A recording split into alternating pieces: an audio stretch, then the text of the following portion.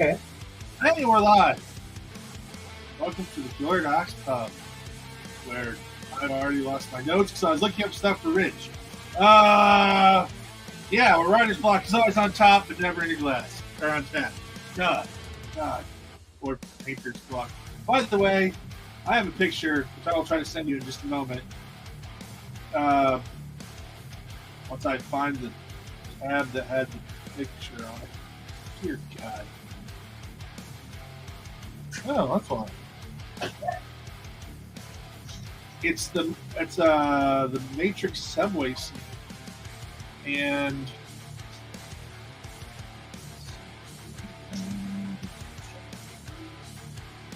Yeah, it should be similar ones in almost all of the superhero movies. but I just sent it to you on Discord. I'm not closing that tab because that is. But Yeah, anyways, that's not what I was thinking either. one. I'm thinking that's great. I'm thinking like this.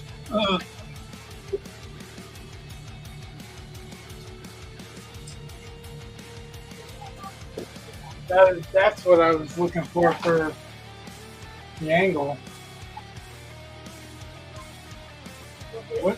Wait, what am I supposed to be looking at? What?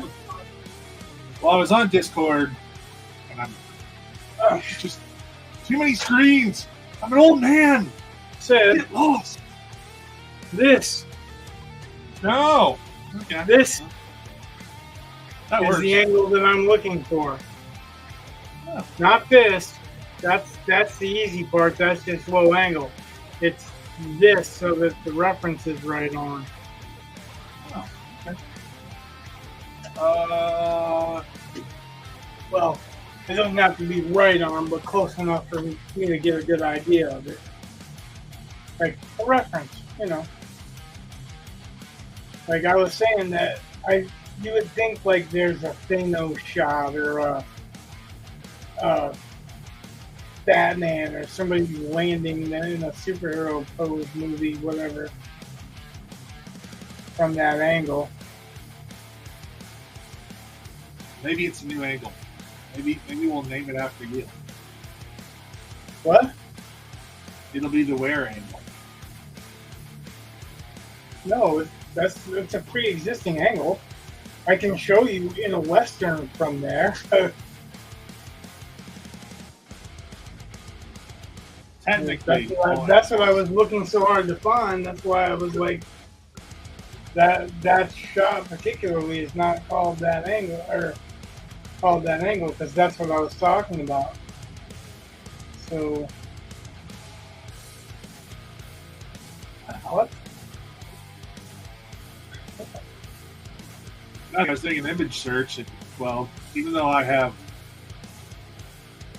there's this chick in a bikini on here for some reason.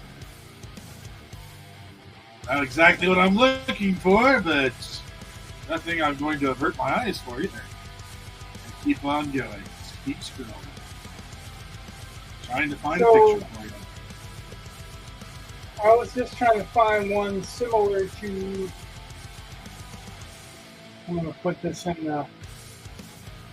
Oh, actually, I could have just shared it on screen, right? So I'm going to do that. There's two of them that I found. One of them is this one. So you're looking at the character from between the other opponent's legs, which is what I thought you were talking about. I think you do that. And the other one is similar. It's just a lower angle shot of it. But the problem is that these examples that I'm showing you, everybody's wearing baggy pants and our character is not. See?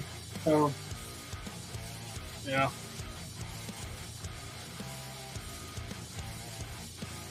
like I So that's what I was talking about. Like, this is not called a cowboy shot, but I thought that's what you were talking about.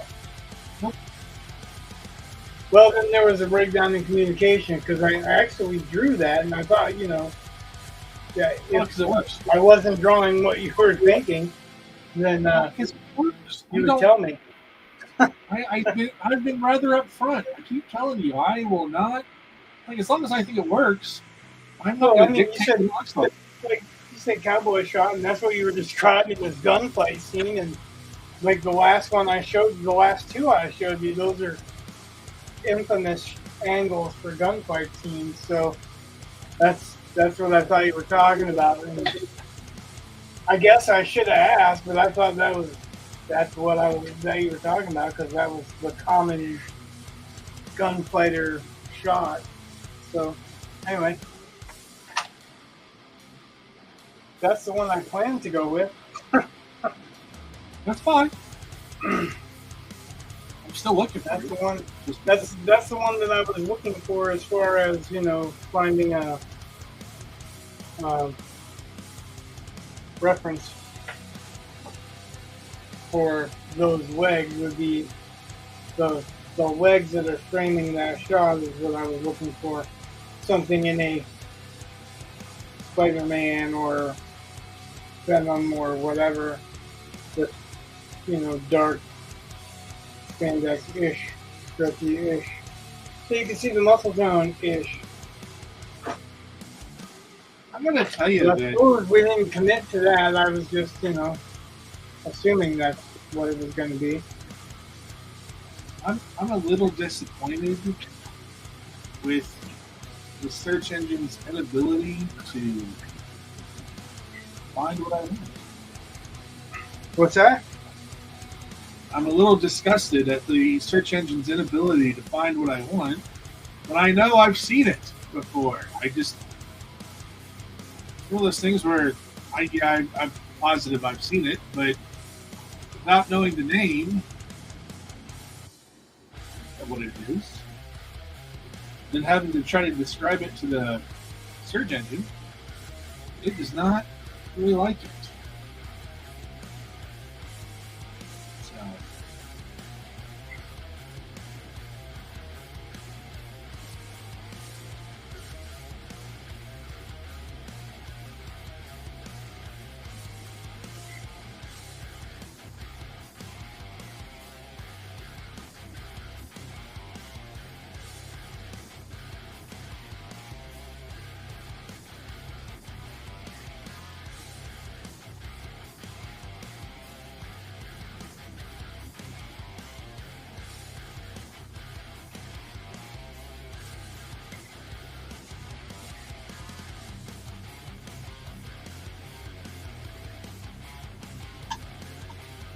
yeah, is that just like, you just say it's framed by legs? Yeah, framed by his legs. I mean, it is a frame shot. It's just what it's framed by. I actually like frame shots. They're creative and they can add mystery if it's done right. Which is actually why we're doing it this way, right? So we can show that whole.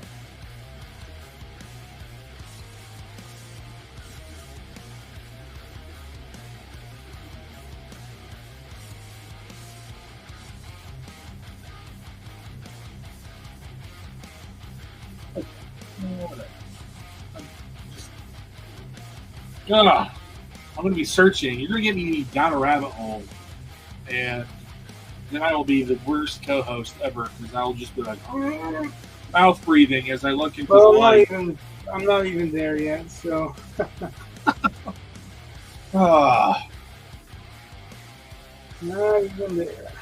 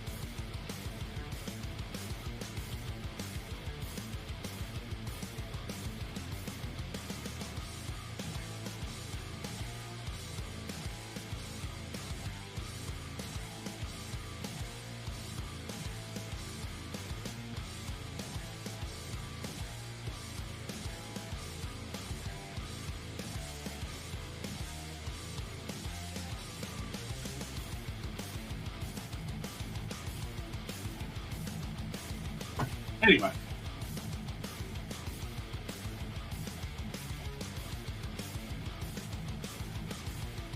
Have you seen the Beverly Hills Cop Axel F yet? What? By the way, what makes today so interesting? You asked me if I had an interesting day. What made your day interesting? Oh, I don't want to talk about it on screen.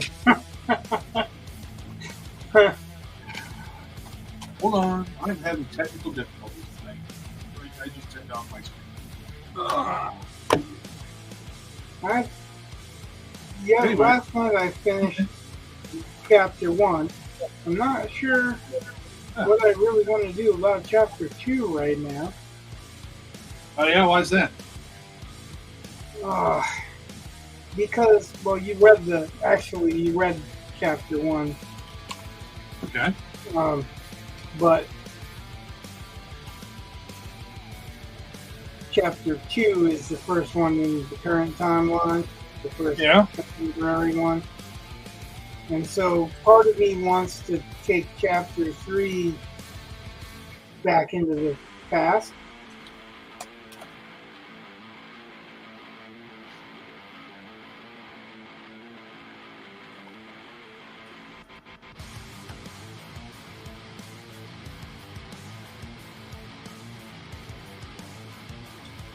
Is there more to that?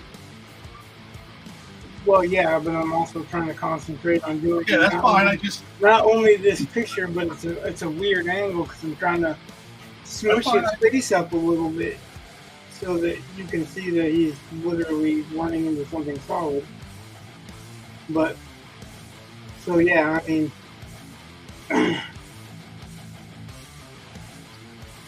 There's more to it. Like I'm trying to decide whether or not I want to go into history or go into a second point of view character in the contemporary. I don't know. In this timeline, I really love the history. So like I've buried myself in research and history for this that I probably wouldn't have had to. You know what I mean? Like if I didn't want to, if I didn't want to get it more accurate or whatever, I could have just played off of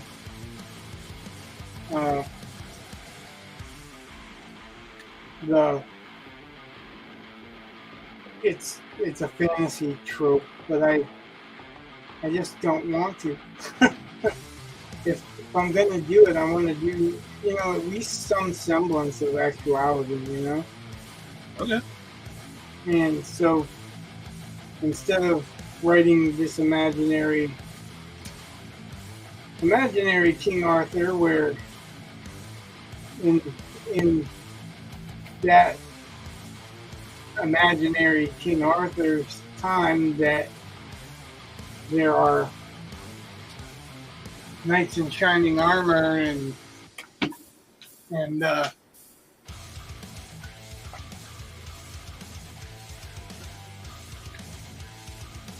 castles and towers made of diamonds and stuff like that.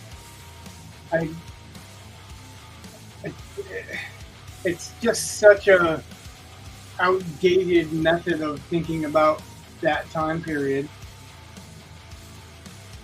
when in reality it's between when Rome left and when the Saxons took over.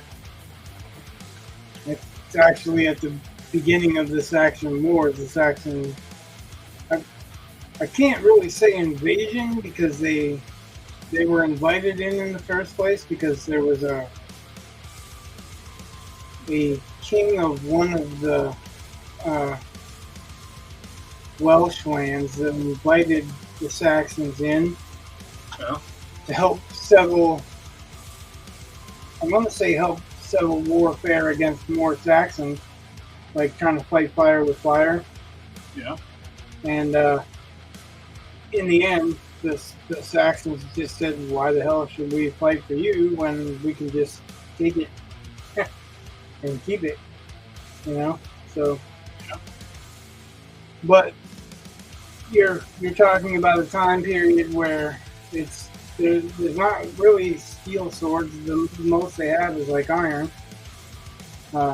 Maybe there's a little bit of steel, but they're still using spatha for sword for the long sword. They don't even have stirrups for their horses. So I mean, to make it so that it's like they're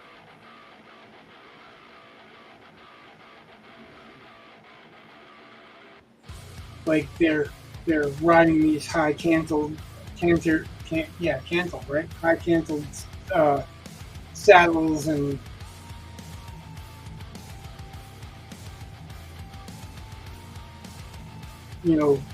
carrying pennant flags, and they're wearing sabatons and full suits of armor and all that. That's completely bullshit. They haven't even figured out how to rebuild the Roman technology. All their stuff is pretty much wattle and daub and just wooden structures and stuff. So they're far from building castles with curtain walls and ramparts, and well, I guess maybe wooden stockade type ramparts, but not really.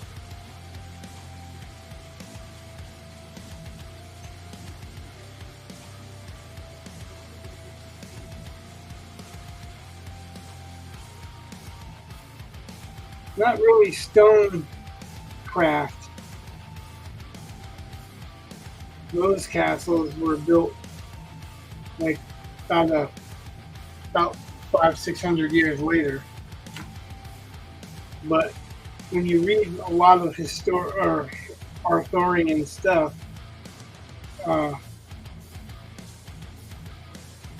they're in these big castles with big banquet halls, and I mean they have halls, but they're much closer to like a Viking hall than to what you'd expect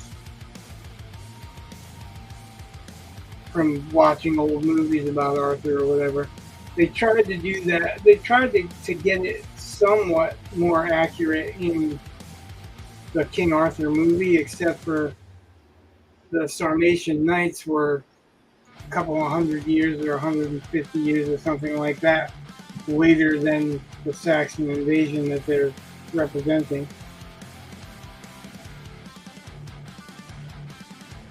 Probably boring the piss out of everybody, but it really, I love that kind of stuff.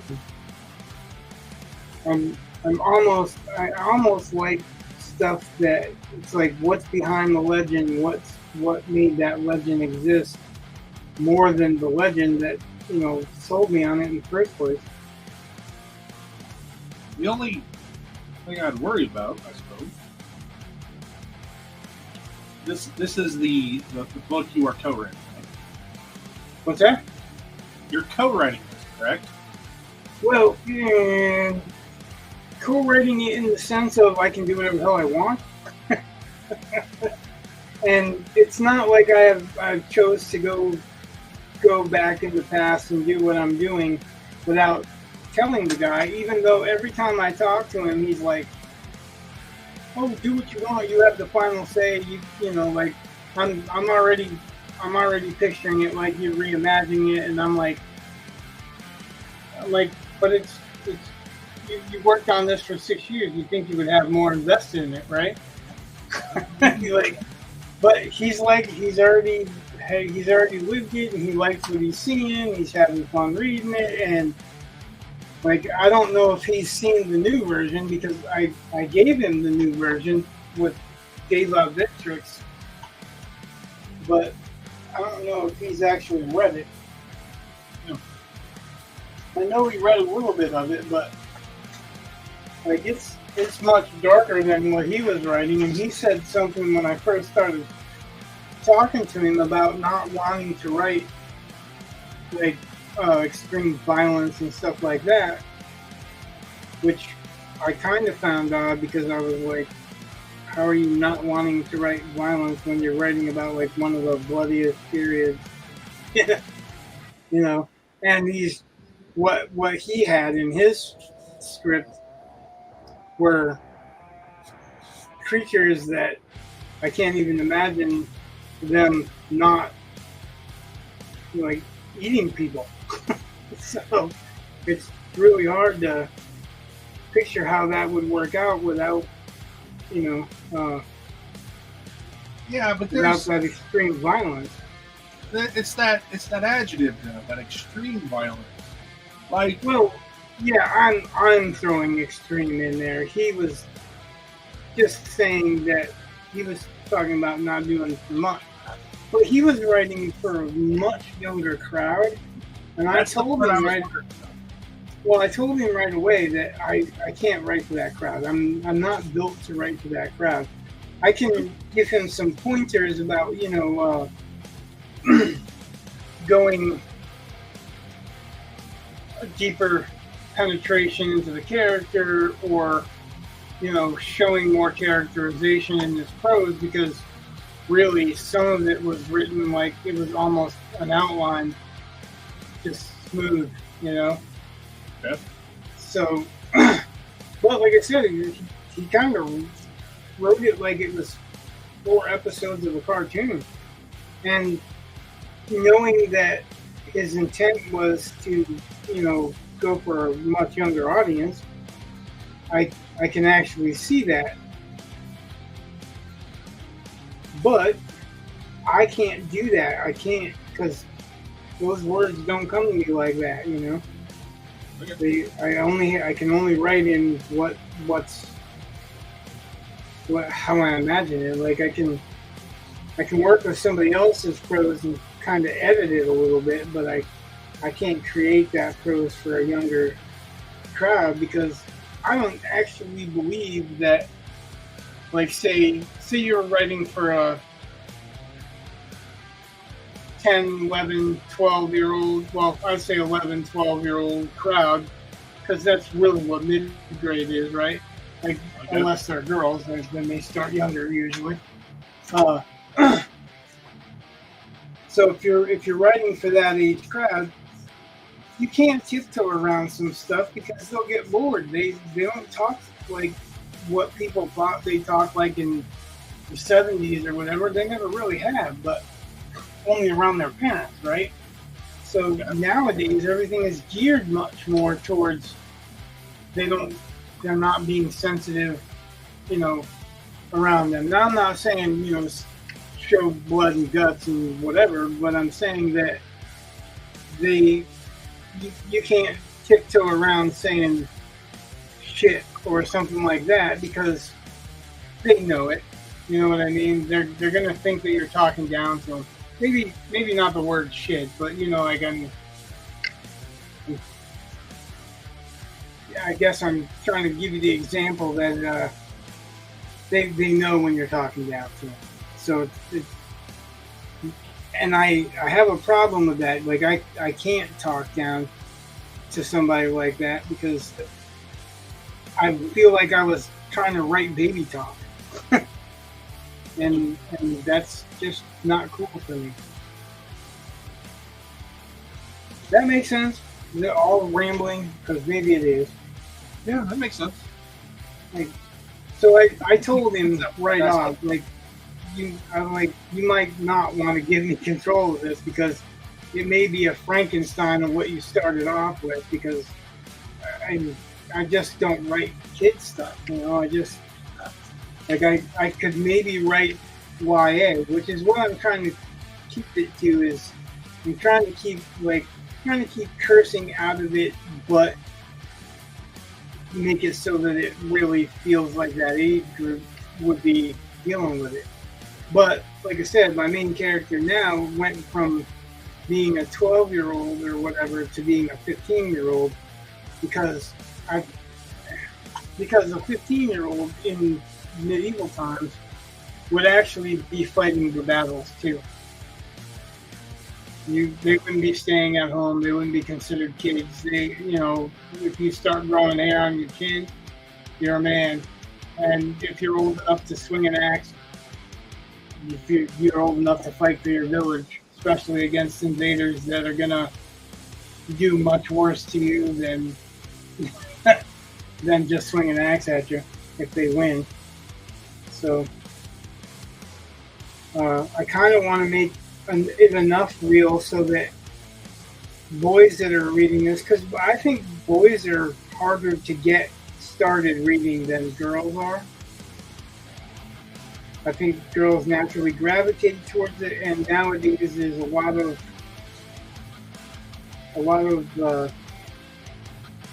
content that's aimed towards girls. So I want to include everybody as much as I can, but I wanted to actually include boys a little bit more than in the planning, because usually the stuff that's written that geared towards boys when they're younger is mostly immature, or like Rick Riordan or Ian Coulter. But Ian Coulter still has a main character that's a girl, so she's a fairy, but she's a girl. So yeah, like I was thinking it'd be cool to give you that vicarious adventure. Like I would love to wield the sword and go to war. I mean, I know I'm going to have to walk cautiously with it if I'm going to stay within that, young adult rating, I guess. Is that what you call it? A rating? Well, I normally think of it like, I think about Wolverine and how, here's a guy who, yeah, it's cool that he can heal, but really the cool part is his claws, right? And what? The part that initially draws people to Wolverine is the claws. I'm sorry, the healing factor you don't notice right away. He's got to get hurt first. The attitude you find out later, but really, I think the attitude comes out with the claws. But yeah, anyway, it's the claws because that's how he backs it up. And you're talking about the look, though. I mean, that's why people get interested in comics first is visually. Well, I'm just saying, like if you watch a Wolverine cartoon, you hear the bug shit just as quick as you see the claws, unless you're just looking at the opening credits or whatever. Yeah, but take away the claws and have a guy that says Bub, and you still don't have a good character. It's the claws, and that's a violent thing that spray blood and all kinds of stuff in the comic books. Like every other episode or issue for a while, Wolverine was getting impaled, through the abdomen, like hoisted up and everything. It was getting to be kind of ridiculous how often he was getting impaled. Who? Wolverine was getting impaled? Oh yeah. And so this is a pretty violent character, and yet they had him in PG films because, you can, all right, a guy gets a knife, but that doesn't mean you have to show the blood spraying everywhere. And when it comes to writing, that's kind of how it works, for the writing. If it's an audience that craves adventure, there can still be violence, but you just don't have to get it or you don't have to get it. Exactly. I'm just trying to find that. I'm trying to find that line and still stay true to what I see as the heart of the story. Well, the biggest problem that I had with the manuscript I got was that there was really no conclusion to any of the stories that got started. Like one of them was, it was just like, it was there just enough to start an adventure, but there was no, if it wasn't for the main character, it wouldn't have happened or whatever. The bad guys just at one point in time just gave up. Like Skeletor and ran away, that kind of thing. Like they're going to run away and come fight again some other day. And I mean, Something like the 80s. I really sound like, I really sound like it's being derisive towards it, but I'm not. I'm not trying to be derisive towards it. He wrote, if he would have had endings for the 4 separate tales, it would have been, if you'd have illustrated them, they'd have been good kids' books because they were basically cartoons. But when it started, it didn't start like a cartoon. It started with this kid that's really sad about his grandfather dying. And, I was trying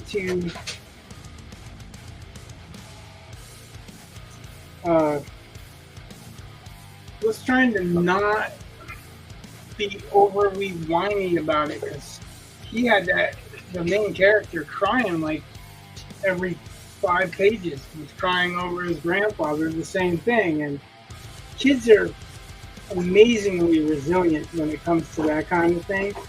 I mean, they're sad, don't get me wrong, but and it might actually affect them for longer than we see, but they put on a really good face very easily and get distracted pretty easily. So I wanted to do that a little bit because if I focused on how much this kid's crying about his grandfather, like, I don't know of a boy that wanted to read it because the hero's crying over his grandfather the whole time, right? Right.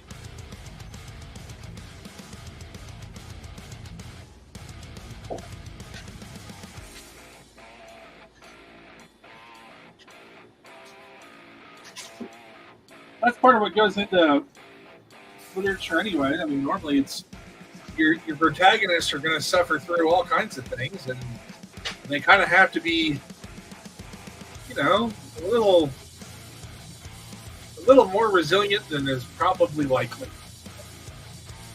Because if they're not, they're just, they just shut down or whatever. Like, it's kind of normal. It doesn't work well for fiction.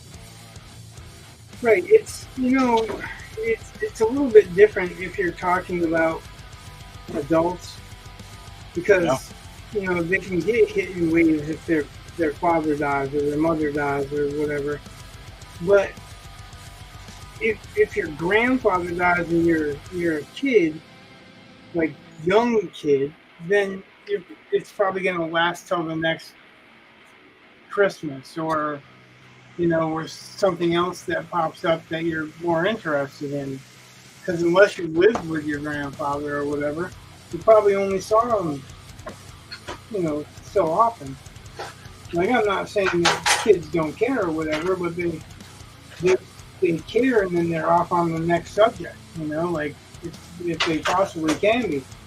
And especially now, like with the video game generation and all that, like, so the original version of the novel, and I just realized it when I was writing this version, in either one of them, like when I started to rewrite it before, that kid doesn't have a cell phone. What kid do you know that's 12 or older that doesn't have a cell phone? I mean, honestly, that's a rarity. And I'm not saying it's right or wrong, but I'm just saying, like, it's a rarity. So that's going to reflect a little bit on the believability of the character.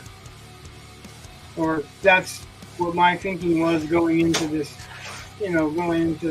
this time. I'm like, why doesn't he have a cell phone? Why aren't they calling for him instead of looking for him?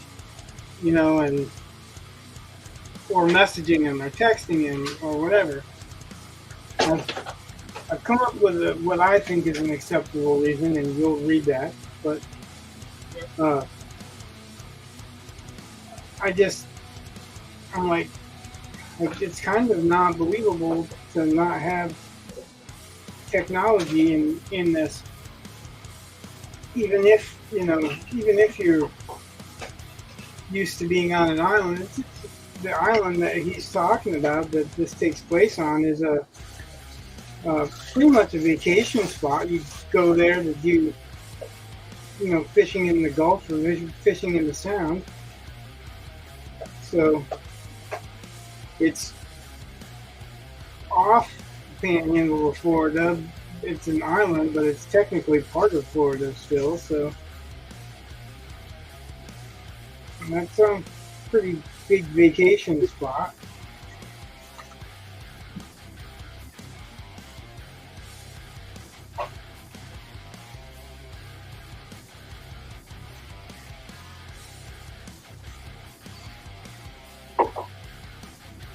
I can't imagine that kids would live there without a cell phone, be bored off their ass. There isn't really much, just beach. Just beach hotels and convenience stores that you find around, not hotels, condos and summer rentals and stuff.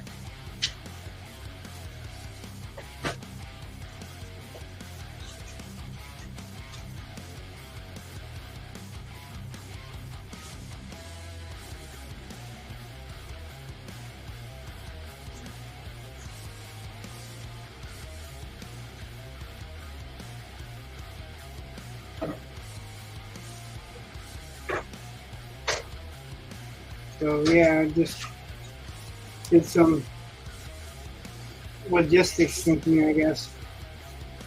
Like, I don't know of any kids that don't have a cell phone. Like, not nowadays. I mean, at one point maybe. The whole school full of kids that aren't having cell phones. Well, what they aren't going to do and what they have now are realistically not the same thing at all. Like if they're going to be forced to leave. So Amanda's talking about this. Hey, Brett. They passed. Our school board just passed a no cell phones allowed in grades 6 through 12 during the day. They have to go in locked cell phone pouches. And people are losing their minds. Well, yeah, I've kind of been through that. And first off, Ladies and gentlemen, my wife. How high? it'll just. Here's my guess. They're gonna try to enforce it hardcore for a little while. That'll get tiresome. They'll stop enforcing it, and by the end of the year, everyone still has cell phones. Right? That's about how it's gonna go. People are like, I have to be able to get hold of my kid. Like the office will call you. They call me 5 times when there's a snow day. I have one student. Yeah. Well, I get it. I mean, there's the idea that you need to have your phone on you in case of an emergency. Like, what? Are you going to go like solve like cancer? No. Right? Like, if it's a family emergency, your mom's going to come get you. Right. If there's a public emergency, we have a 911 system. We have. Yeah. Yeah, the cops already know. It's dumb because parents always go, "Oh, I have to be able to get in touch with my baby," and that's fine. And I like being able to get in touch with my boys too. But if I thought they were on their phones when they shouldn't be, I'd take their phones away. That's kind of how I feel about it. Yeah, you're on the teacher side though. Well, I get it, but at the same I'm just kidding. How hard is it? You have people who will not. I have an entire movie catalog. Like every movie I want to see, I can see on my phone. And you have kids who just go. That's all they're either playing games on their phones. I mean, the idea of giving here's this entertainment system you can carry in your pocket, but pay attention to your studies that you don't care about. Here you go. It doesn't make a lot of sense. And I see it from both sides. If students would be more responsible, then there should be no reason why they can't have their phones on them. But the problem is they generally aren't responsible. Parents don't support, for some parents, school is just something to get through. It's free babysitting. And for other, and if that's the kind of parent you are, why do you care? if your kid has his phone. And if you do care, then I'm going to guess your kid's probably a little bit more subtle about it, I guess. But I don't know. That whole, I've seen that fight. I don't think it's a winning fight because it's too hard to enforce. It's going to be interesting to see how this plays out. Well, my prediction is 1 year before they have their phones back, whether it's by official policy or just nobody's fighting it anymore. 2 at the outside, but I would say probably by the end of the first year, people have their phones. It'll be too much of a hassle. Well, what I don't get is that, like I was telling Amanda, what I don't get is that they're taking their phones away, but they're pretty much handing out iPads. What the fuck's the difference? There's no stopping them on the iPad. Yeah, there is. What's the phone? No, they didn't, because my son, actually, the reason that he graduated, the oldest one, was because I had to go in and make him go to summer school and shit, because they wouldn't stop him from just going on the internet all day instead of doing his classwork. Oh, well, so, yeah, that's the same school. It's the same school. So it's just, there's a certain amount of like my school has at least 2 different networks.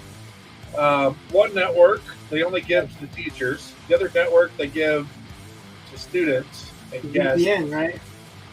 Well, you can, with the iPads in the schools, there's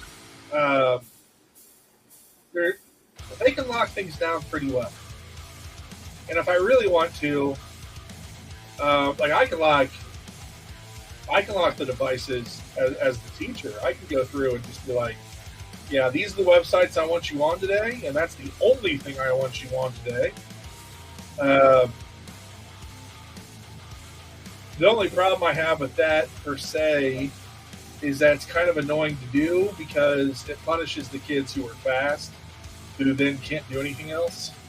Because it's really hard to let one person out of it. Be like, oh, you got everything done, it all looks good, all right, here you go. So you kind of have to start balancing that. But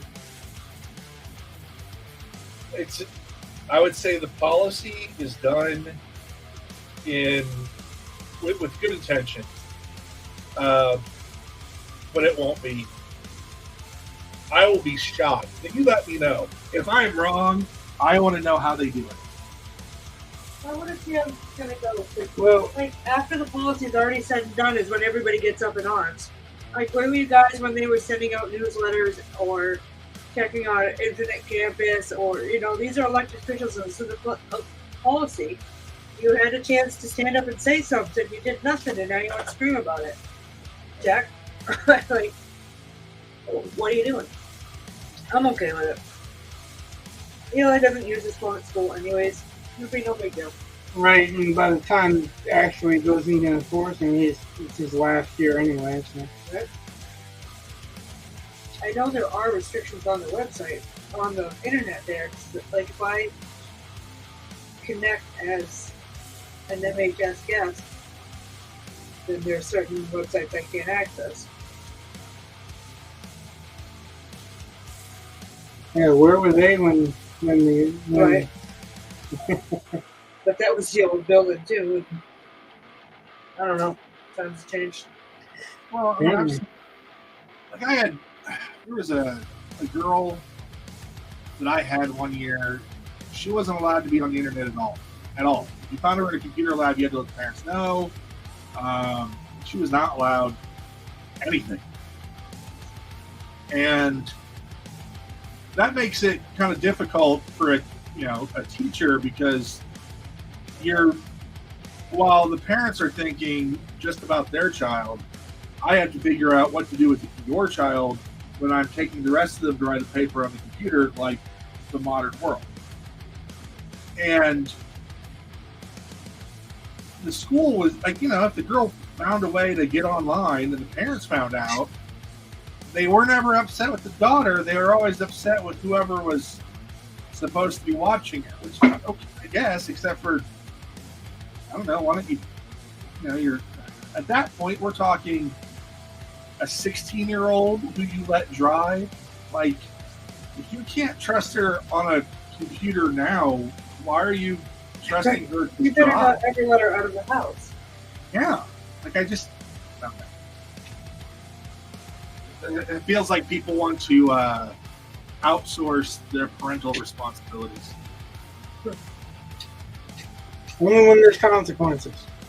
Well, yeah. That's the trick, right? Only when there's consequences. Yeah, I think it's a great idea. People have been screaming. I've been back and forth with a couple of them. You know what? It's not your house and not your rules. You got options. You can homeschool, charter school. We have school choice. Yep. You don't have to participate in this free system. A few years ago, we went hardcore on cell phones. At the same time, we went hardcore on a dress code. Like one of my former students, I was just talking to her because the only time she ever got written up was because she was wearing a polo that had 4 buttons instead of 3. We weren't allowed to have more than 3. What? Yeah, that's how strict they were. Yeah, that's stupid. We'd never survive there. No, they would probably be, calling 3 or 4, 7 people to be between me and them. Oh. They told my kids that they couldn't wear clothes. Like, you're wearing fucking clothes, you should be happy, period. So, some of us can't afford the nice shit. So there was, like I remember all them wanting us to go through that, and then, I was like, okay. Now, personally, for me, like I saw, like, because the dress code was basically wear khakis and a polo. That was it. And Was that a private school or just public school? It was a public school. Yeah, that's the idea. Well, the idea behind it is that statistics basically can prove anything you want. There are studies that show that schools' dress codes do better. So then people say, "Oh, it must be dress codes." It's not dress code. That's not what that is. But whatever. But the idea of not having to think too much about what you're going to wear, so you're not worried about it, I kind of like it. Whatever, fine by me. But wearing black pants and blue top? Well, if you can afford to buy anything, that's one thing. But if, like when I was growing up, we were lucky if we got new shoes. A lot of times we had to duct tape our shoes together to hold the soles on. we could go to school, so like that's a whole different story when you can't even afford to buy lunch or whatever. We had clothes for people that were in need, things like that. They tried to make as many provisions as possible. They had local retailers that were bundling things so that you could buy school clothes that were actually, like, they were some of the best clothing deals I've ever seen. It's just that they're all boring. But so they tried to address some of those things and whatever. I mean, I wasn't really for it. On one hand, I'm not for it because I just find it stupid. On the other hand, I also see what having no dress code is like, because I've worked that too, and it is ridiculous. I think you can say that, like, when I'm talking about like people not being able to afford certain types of clothes or whatever, is not the same as you can afford anything and you're wearing some bad, some insulting comments or whatever. That's totally different than, if you can't you can't afford to have the dress code and you're wearing like an old flannel shirt or ripped up shirt or whatever.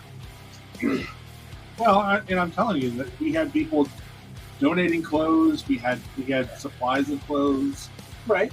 uh, for that. But then I saw it swing the complete opposite way where girls.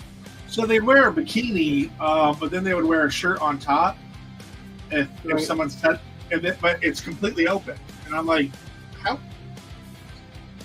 And if you say anything, you're just being a creepy old perv because why are you looking? Like, why are you showing it off? I don't know. I'm telling you to, button the shirt up, maybe, but whatever. When I lived in Nashville, they had a dress code where guys couldn't wear shorts Yeah. because it was too distracting for the girls. Apparently, to look at guys' legs. Girls could wear shorts, but they couldn't wear skirts, right? I mean, you can wear shorts as long as they went to your knees, right? Because like for a guy, you could wear shorts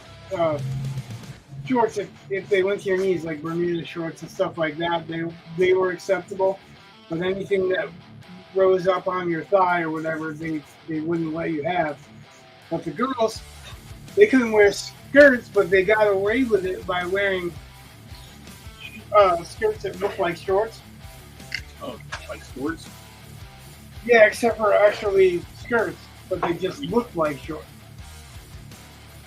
Not short skirts. Short Yes.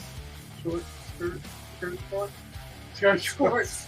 Yes, that's what he said. Skirts. I'm like, Yeah. the difference is one of them is actually shorts. The other one is actually skirts. But yeah, they were wearing actual skirts. Like shorts on a girl is not going to distract a guy with them showing legs. But a guy's, that's going to distract girls. I'm gonna go upstairs a minute. But when our Kate was little, she was maybe in second grade. I got a call from the office, and they're like, "Mrs. Ware, we have Caitlin here in the office." I'm like, "Yeah." It's like, "Do you know what she's wearing today?" I'm like, "Well, to the best of my recollection, it's a black turtleneck, black, green, and red plaid skirt, pink cable net tights, and baseball cleats." And they're like, "Oh, so you know what she wore today?" I'm like, "Yes." Like, she came downstairs, and she said, "I said, do you feel pretty?" She said, "Yes." I said, "Okay." She has more than enough coverage. She's fully dressed head to toe. What are we talking about?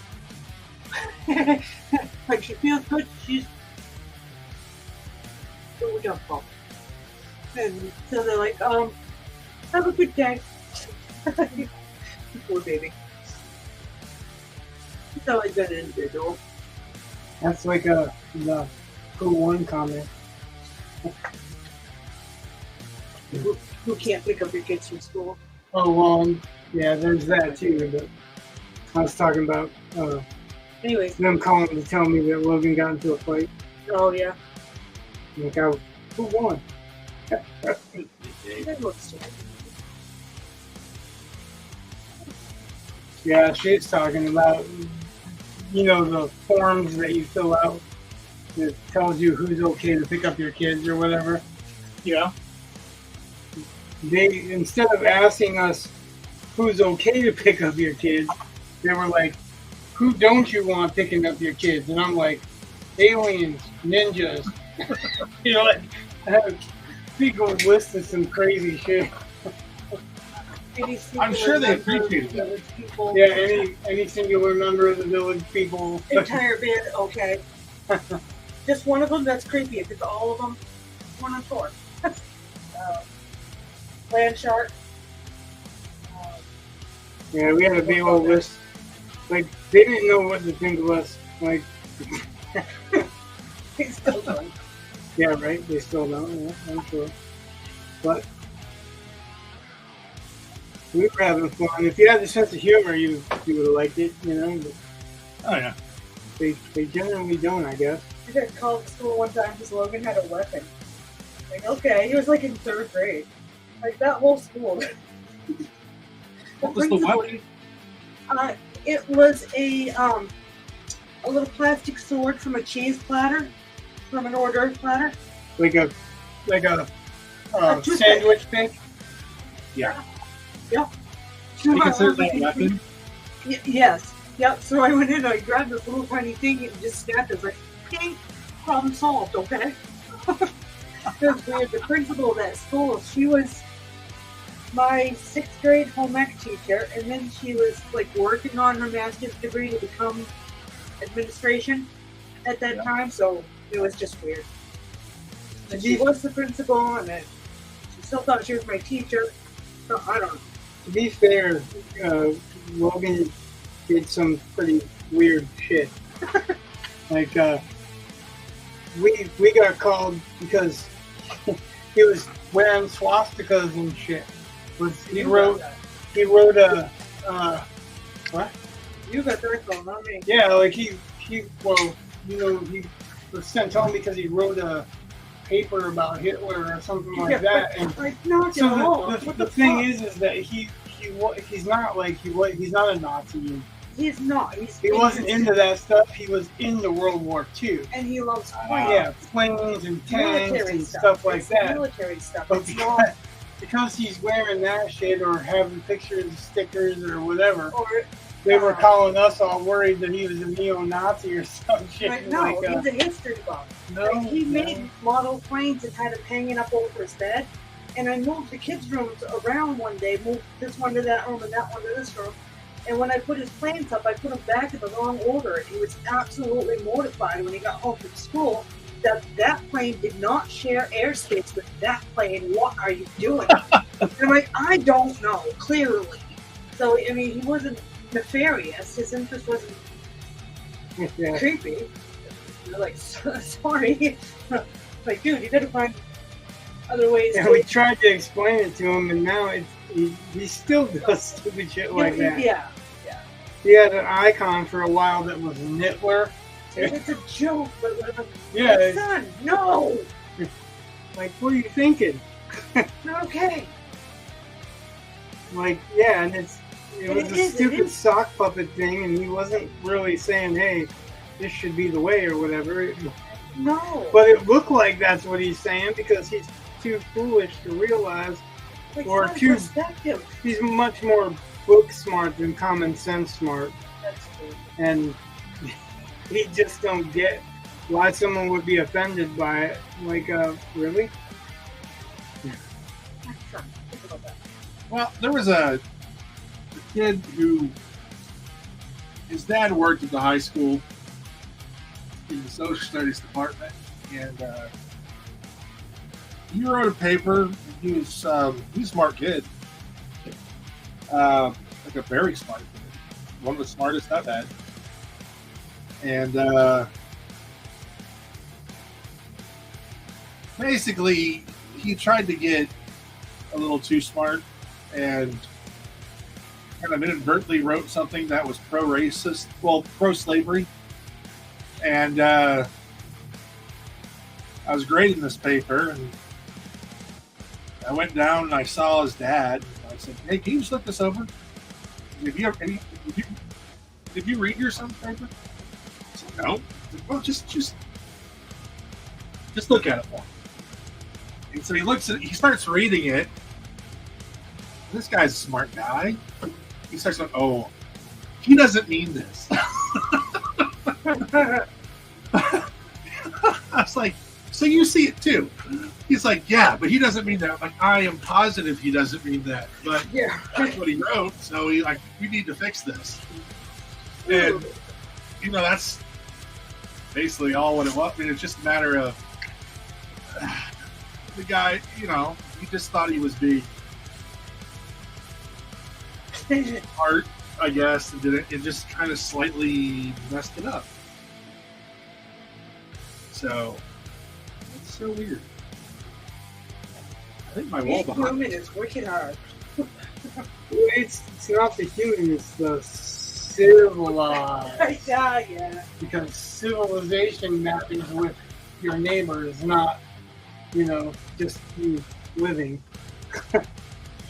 Oh. And so there's a contest. Oh, the Bama? The Bean one? What's that? However you pronounce that. No. This is an addendum to the interesting day. Oh, okay. Like, I'm getting back to subject. Okay. Sorry. I'll wander off this. So there's a contest it's a comic company, and they're looking for writers and artists, and it's pretty much an open contest. But you have to write 5 pages based on their pre-existing IPs, which that makes sense.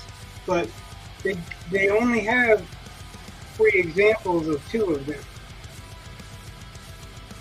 And I grabbed them a while ago, but I just didn't get the chance to look at them. Yeah. And earlier today, because I finished that first chapter, and I'm not sure, or a second chapter, and I'm not sure where to go for the third chapter.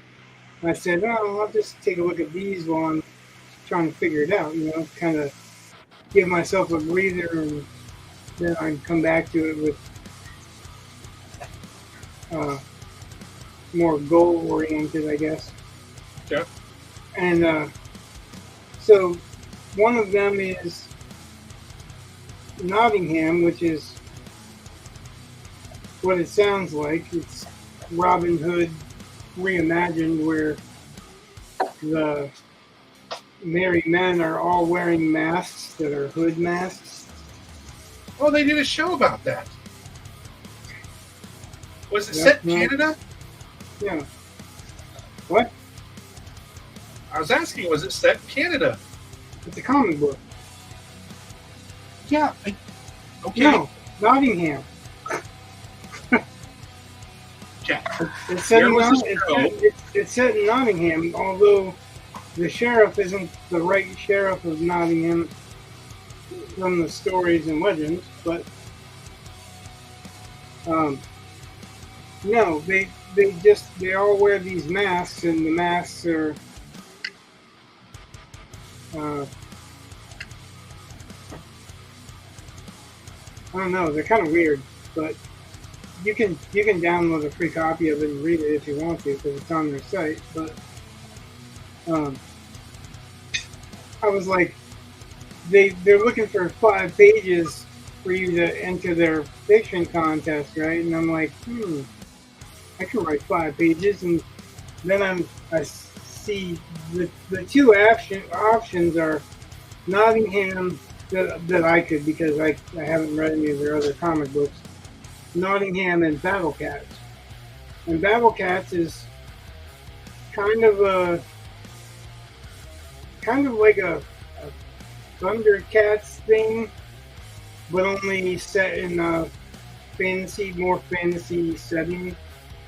Like, not a sci-fi and fantasy setting, but just like set with kingdoms and castles and such.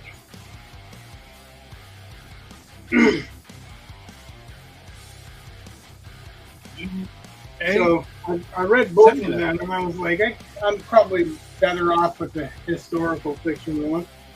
And I'm about halfway there in the first day. The 5 pages. So it's not a 5-page story, definitely. You should send me that. Yeah, the contest, you mean? Yeah. Yeah, I will. There was a... That's why I told you about it, because I thought you might be interested in it. So there was a TV series. I thought it was film. I guess it was a TV series. Called Robin Hood, and Robin spelled with a Y. Yeah. And the series follows rapper Robin Hood and her anti-authoritarian hip-hop band who rob the rich to fight for equality and justice in the fictional city of New Nottingham. And they wear masks that are kind of like animals with like neon animals. They're like neon animal masks. Oh yeah, this is not like that. They're all the same mask. Okay. They're like it's almost like a Court of the Owls type thing, except for it's not owls. It's a gray mask where there's like kind of eyebrows and like a ridge on the top of the head or whatever. It's definitely bullshit, but you know, I mean, when I say bullshit, I mean not factually historical. Well, yeah. And it's supposed to be historical fiction, so let me pull this up for you. It's historical, but it's not historical, but it's historical fiction. Well, it's historical fiction as in there's no magic. Oh, okay. Okay. So Got it. It's fiction set with a historical backdrop. Now, historical fiction can be that way. There's a couple of schools of thought on it. I'm sending you the site link.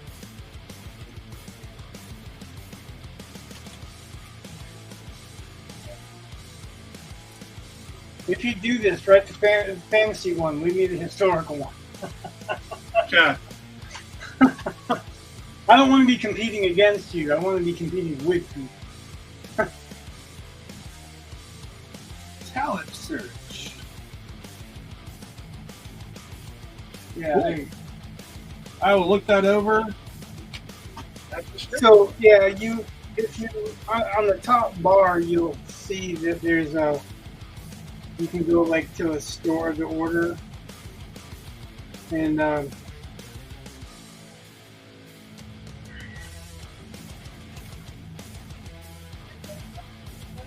you can get a free issue of Battle Cats and Nottingham.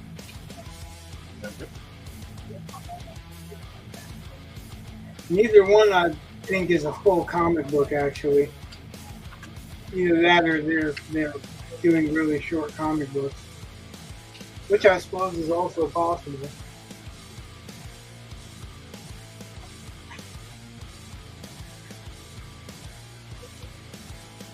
So earlier, I was asking you if you had seen the new Beverly Hills Cop film. Seen the new what? Beverly Hills Cop what? Film. It's on Netflix. No.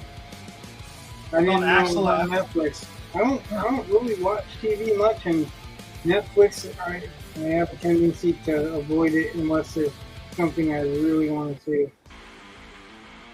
Well, I had hopes for this particular show. Interesting way you said I had I don't know.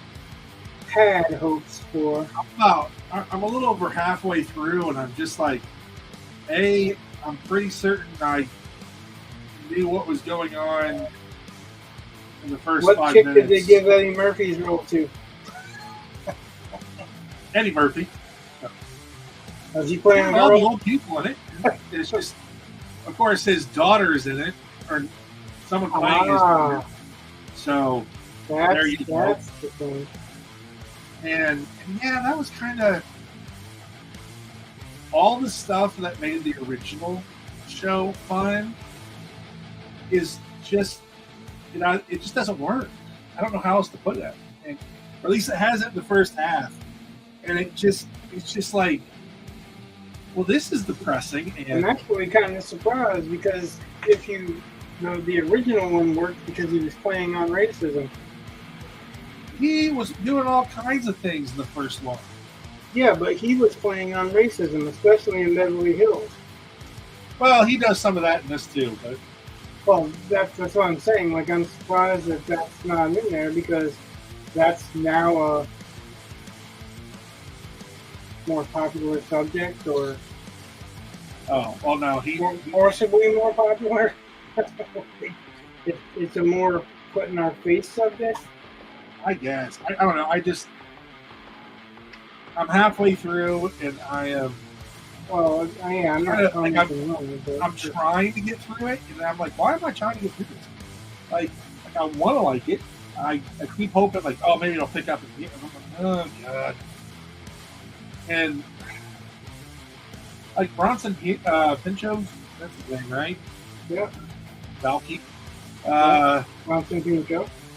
Yeah, he's like they made him boring. He's a great narrator. Why is this guy boring? Like this guy should be hilarious, and he's not. It's just again. Okay. So far, it's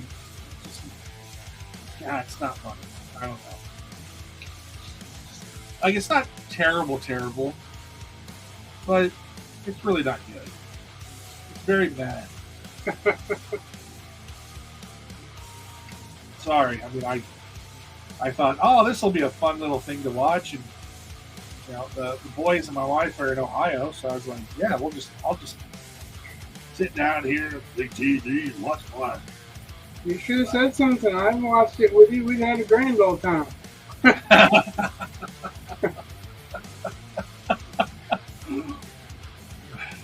But anyway,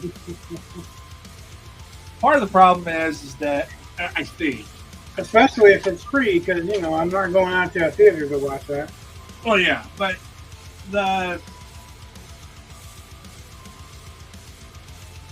so Beverly Hills Cop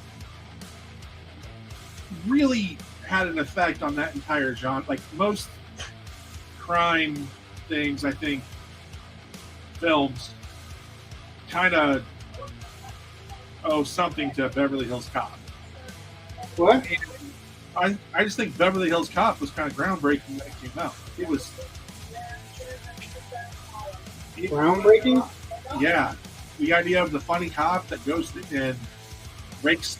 Yeah, I would say it was. If you start looking at what came after and what came before, it's one of the early ones. A lot of cop films that were comedies that came before.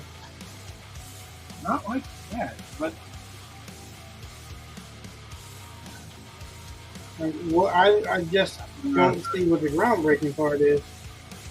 the part where you're supposed to take it seriously, it's the action comedy aspect of it. Oh, because it's a dramedy, you mean? Yeah, it's one of the early ones, and in that genre, and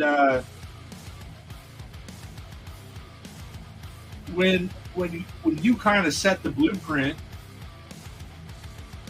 and then it's the fourth movie and you're still following the same blueprint.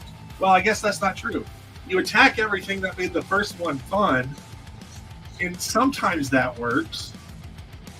Like there's one part where he has to go in, he's in Beverly Hills, and he has to get a hotel room. So what's he going to do? He's going to come up with some, bullshit line and just fake his way into a room, because that's what he always does.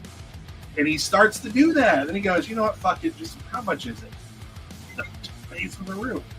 Which is actually kind of funny, because it's like, he's like, I'm too old for this, I'm too tired. Just how much is it?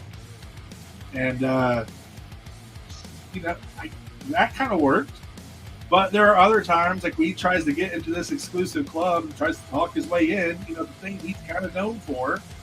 And they're just not having it at all. They don't buy into his BS one bit. And his daughter has to kind of come in and well, that's why right there. Yeah, I get it. And I'm just like, oh god. So that was the whole entire point. It was daughter gonna save his ass.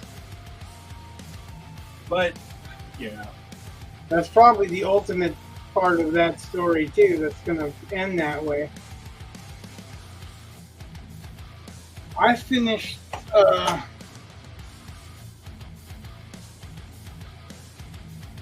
Finished The Last Command, which is the third book in the Thrawn series. Have you read that? You didn't, right? You said you didn't? No, I tried to, couldn't get into it. I liked it all the way up until the Jedi battle at the end. Oh, yeah? Luke doesn't have enough power in the Force to throw these little rocks off of his feet. He has to struggle to get his lightsaber to fly across the room to him. Yeah, stuff that while he was training to be a Jedi, he was able to do. Before he trained, he sucked it out of the frozen ice. Yeah. As opposed to not frozen ice. Right? Right. The slushy. This slushy. But yeah, like, all the way up until that end part, I was digging it a lot. I was like, wow, this is pretty good, you know? And then this final battle, and it's all right, so it's not really, it's a secret for a little while, but not really. That the Jedi Master in this that ends up being a Sith Lord is really a clone. Okay. So it implies he's a copy, so he's flawed. He's a little bit insane because he's a copy. And that's not what I have a problem with. But it's all the stuff that there's things that you're listening to and you're going, and maybe it's because I'm a writer, but I'm like, no, he didn't. No, he wouldn't. You know what I mean? It's like completely against his character. Why isn't Han suspicious? You know what I mean? Right. Like, he's been cheated and abused enough times by the Empire. Why would he not be suspicious now? And well, you know, why would you have a whole bunch of Jedi killed off by a Sith who isn't supposed to exist, and then later on say, "Oh, they've been extinct for millennia"? Yeah, this was written before that, though, so it has a right. different No, the Acolyte is actually following Star Wars tradition. It has a different approach. It has a different approach to that stuff. Yeah. Yeah, I mean, so one of the characters was a former hand of the Emperor. Like, she was one of his messengers, but she had authority too. Yeah. And she was supposed to be in Jabba's palace as one of the dancers. Like, I can't imagine which one that she's supposed to have been, because all the dancers have kind of alien appendages and stuff that I've seen, but maybe I missed one.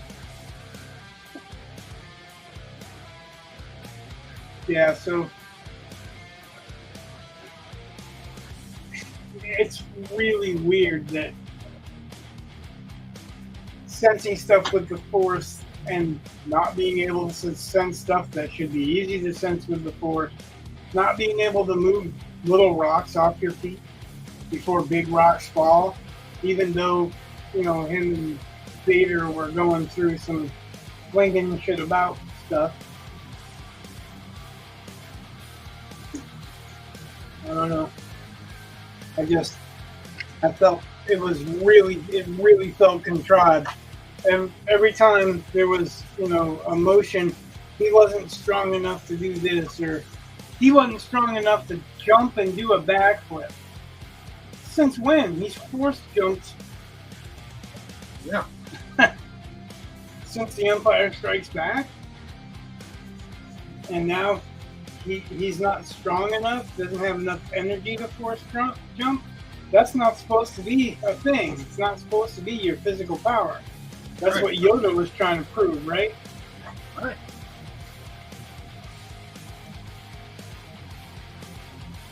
Yeah, some of that doesn't really... I mean, oh my God. You never watched the Obi-Wan show, did you? Yes, I did. But I stopped, I think, after maybe the first season. Was it the first season and the second season?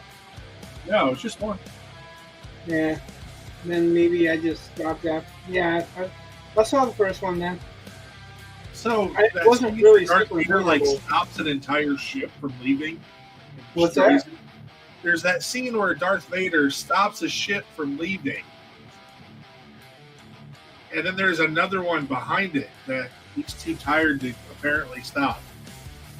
Like, it doesn't make sense. And it's just, Oh yeah, like there's no consistency in Star Wars since the first three. and part of that is, in my opinion, like that particular scene was there because of the. There's a video game where there's actually two of them, Force Unleashed. I think that's what it is. Where you play Vader's. Well, it's complicated as Star Wars, but it's Vader's apprentice, basically his secret apprentice, and yeah, he stops an entire like Star Destroyer, and I'm like, wait, that seems a little much, but it's based off of that Yoda thing where he's like, it's not the size of the thing, you just lift it up, Right. Pulls his the ship out of the water, the X-wing. Right. Like lightsabers is a perfect example of the inconsistency. Yeah. Because in like the very first lightsaber battle, he hits Obi-Wan, and Obi-Wan just becomes a pile of clothes. Right? Right. Because he was prepared. So he didn't he didn't cut him in half, even though we've seen other characters later on cut in half. Didn't stab him through, even though we've seen other characters stab through. He just literally hit the outside of his arm. But that was he held the lightsaber up in front of his face, and Vader hits where his arm would be, right where his bicep would be. But yet, when they hit Luke in the arm, he just chops his hand off. That's because Luke isn't prepared the way that Obi-Wan has been, and the way that Yoda is. Because Yoda tells Obi-Wan, trains him to become a Force ghost, and that's why Obi-Wan, he's prepared to die. He's ready to do it. This is his moment. And then, but also, in Return of the Jedi, when Yoda dies, he just disappears because he's prepared to do that. Or he finally got tired of listening to Luke Skywalker whine and just ceased to exist. Talking about the difference of what the lightsabers do, and then you've got Kylo Ren who can't even cut through a tree. Whereas Qui-Gon Jinn could cut through fucking blast doors, which are super thick because they're blast doors. Well, yeah. Except for, so they've made this canon now. It was in Legends. I get that. Now it's canon. It's just stupid. The guy they're calling Smilo Ren from the Acolyte, the guy that wears the mask that I swear reminds me. So I'm just letting you. If you see the mask, it's his mask. His mask is made out of this metal that will short out a lightsaber. So, they swing and he'll put his head into the blade, and the blade sputters and dies and takes a while to reignite.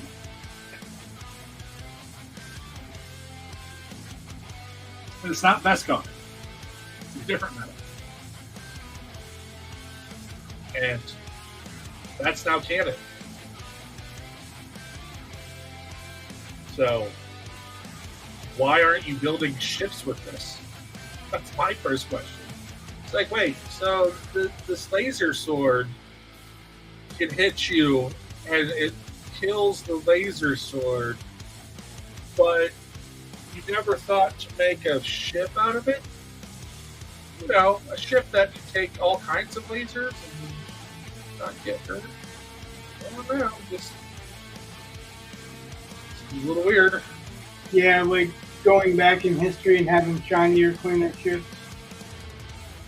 Yeah. And I'm talking about on the Emperor side, not the Rebellion, who, obviously are using ragtag ships. Right.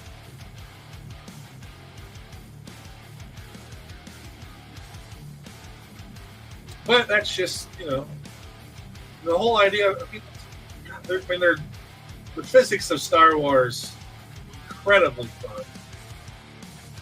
You know, forget the fact that there's no gravity in space, or that Darth Vader rode the top of his TIE fighter, or that Ezra rode space whales on the outside of, or he was like on the outside of a ship.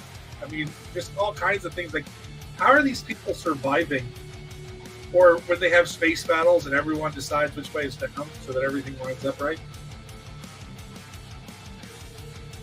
You know?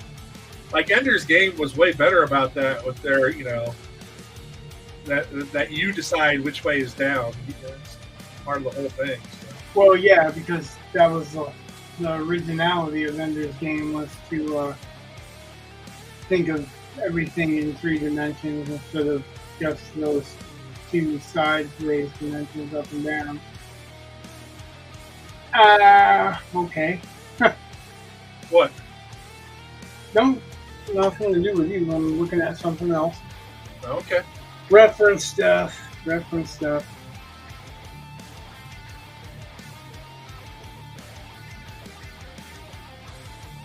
And I was thinking about,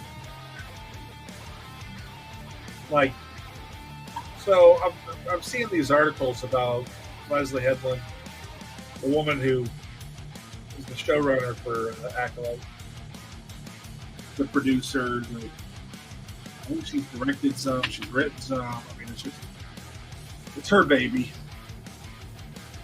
And what? It's her fault. Well, yeah, and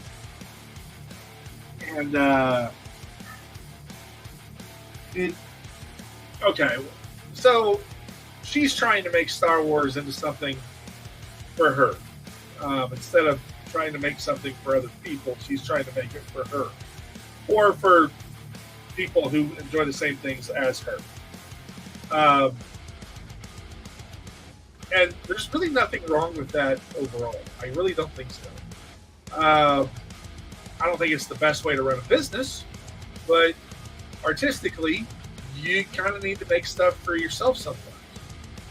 But it's not your stuff you're making. It's somebody else's stuff you're making. Well, to be fair, it's Disney stuff, so... Yeah, that's still not her stuff. It's somebody else's. Well, they paid her to do it, so they gave her permission. Yeah, so that still doesn't change the fact. I think the problem is that it's really an argument against everything having to be canon or tied into the same. You know, it's like if they had set the Acolyte, say, in the Outer Rim somewhere, where it didn't necessarily affect the central, like the Jedi Council and stuff, like they had kept it far enough away so it could try to be its own playground, then it wouldn't necessarily detract from anything else. But because they put it into the continuity and they made it so close, when they start making changes, it affects major portions of the lore. And that's the kind of stuff that you really, I'm not sure you can just kind of ignore. Whereas if they've been out further away, and let's say it doesn't work so well, like it's not working so well with audiences, it hasn't ruined your entire IP. It's just, all right, this particular flavor of the IP you guys don't like, but it's over here, you know, so we'll just kind of forget about that. Kind of the way they don't talk about midichlorians anymore. Right? You're like, people don't like that. We're going to stop talking about it. Like, it's still technically there, but we're kind of trying to forget about it. And I think that's one of the problems. Like, I think Star Wars should have been big enough to accommodate everybody across the political spectrum. Like if you want to have your lefty run Star Wars stuff, like I think there's a space for it. And if you want to have your alt right part of Star Wars, I think there's space for it. And the only time that really starts getting messed up is when you start saying, well, this is the canon that everyone has to follow, and you let one of them, start to dictate to the other side what has to happen. And that's an issue of canon. If you could create a universe, which Star Wars should have been big about, I think they've kind of screwed the pooch on it. But I think it's a good, valuable lesson. I think you look at what they've done, and you say, all right, how do we avoid this? And I think you create like a universe that's interesting, which I think Star Wars is, and then you allow pockets somehow of stories, and if they become really popular, then you bleed them more into the main storyline. But I would never, like, until it's tested, I would try to keep things separated from the continuity as much as possible. Like their books where they have the legends and all the old stuff, and they kind of bleed some of it in. That's how I would test everything. This would have been like all the TV shows would be make up some term. For a while, they were going with anthology for Solo, a Star Wars anthology, and I thought that's really kind of cool. And then they got rid of it for some reason. They called it a Star Wars story. But I think, I would start everything off as a Star Wars anthology, and then you see what works well. And if it works, then you say, oh, yeah, we're moving this over into canon. You could probably milk it more even that way. Because you can it gives you like a practice run.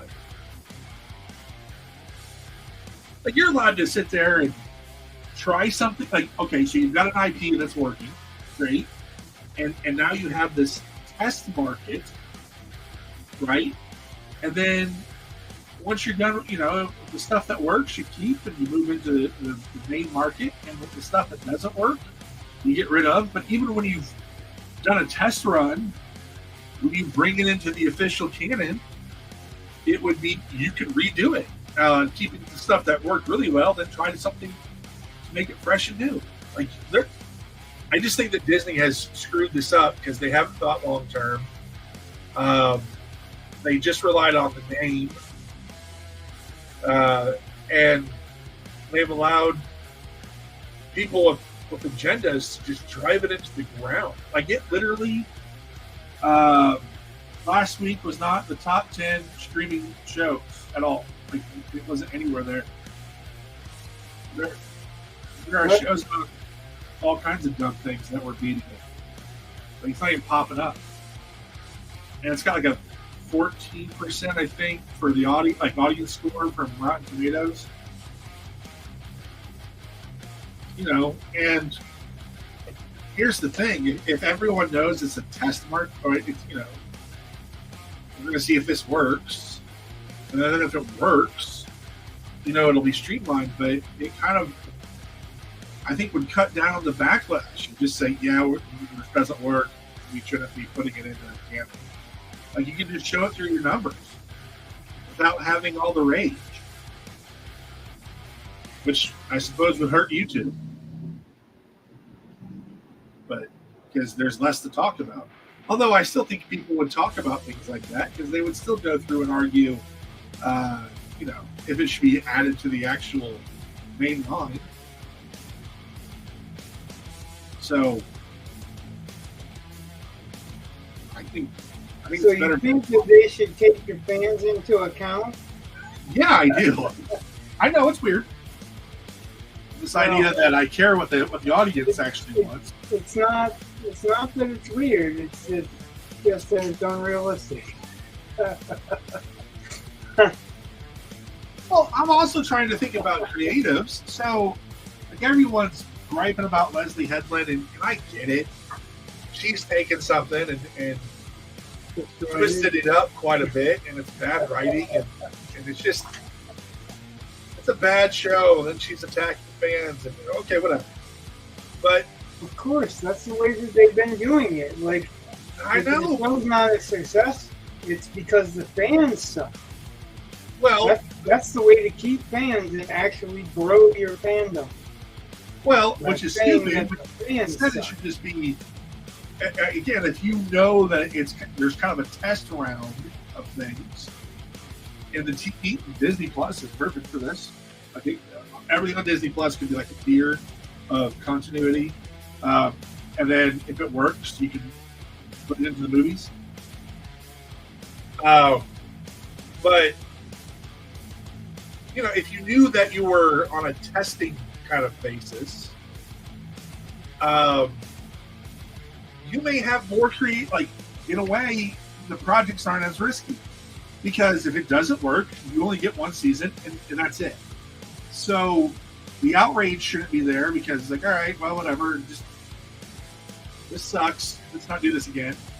But see, I think the outrage is the point, though, because no publicity is bad publicity, and if you're not going to do anything that's going to satisfy the fans, if you piss them off, then you're still being talked about, and people are going to watch it to see what they're talking about. Could be. I don't know that. Well, again, the numbers, the ratings have dropped significantly. Well, yeah, because this isn't the first time they pulled this stunt. They just think that it's a viable paradigm, and it's not.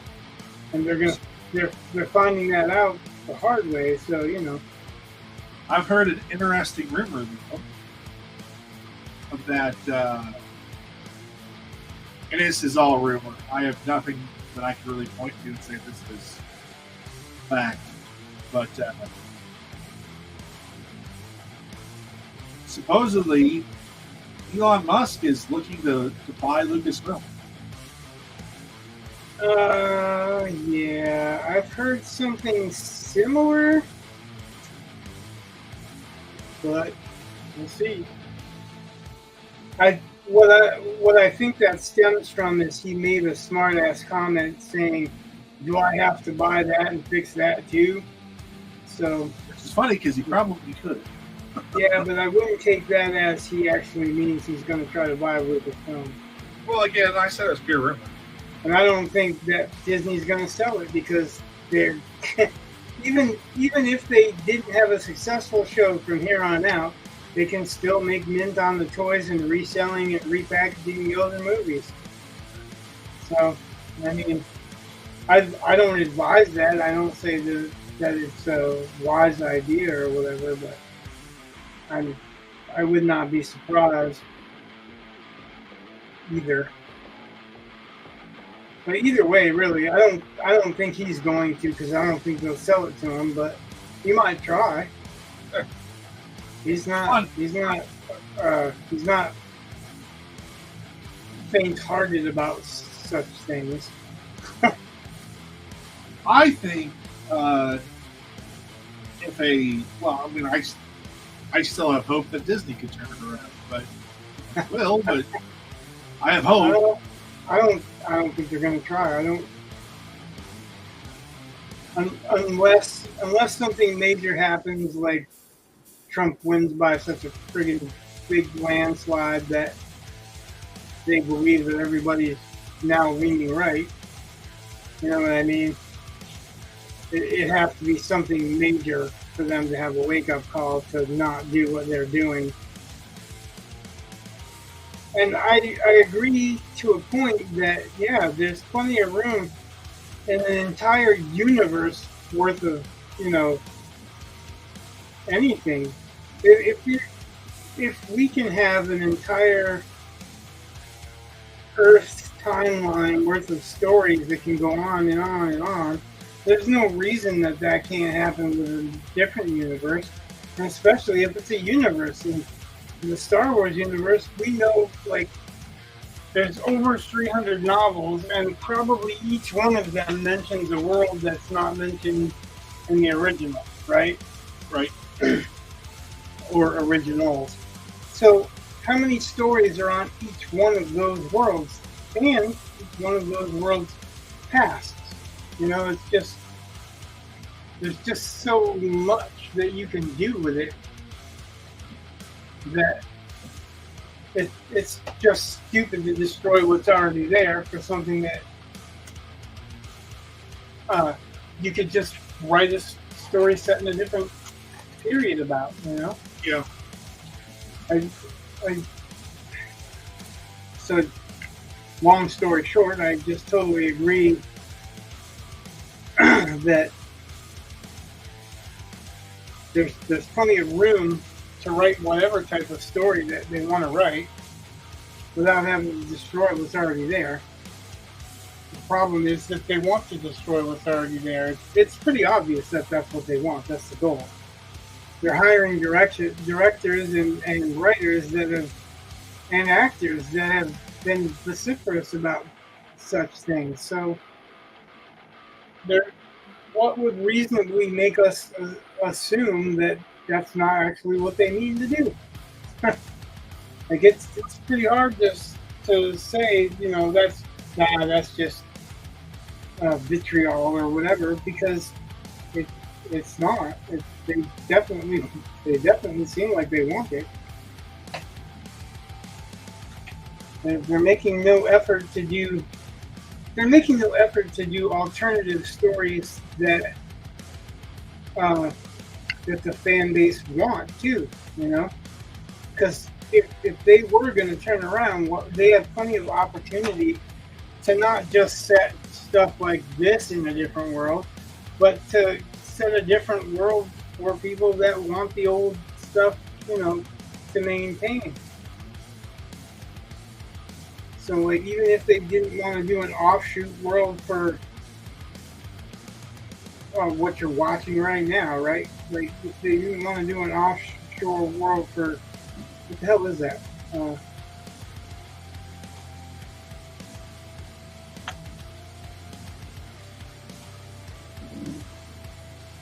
What is it you're watching? What are you just talking about? That's the show, the Star Wars show that you're talking about. Acolyte. Huh? Yeah, the Acolyte. So, like, even if they didn't set up a separate universe for the Acolyte or separate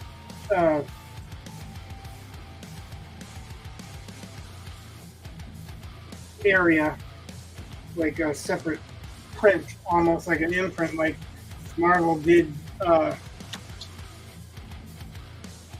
Shit, I can't even think of the name of it right now.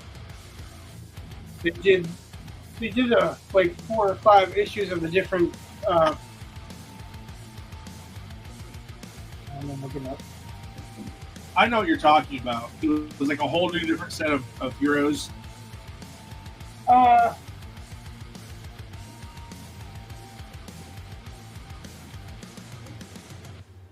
Yes and no. It was a different universe, but it was set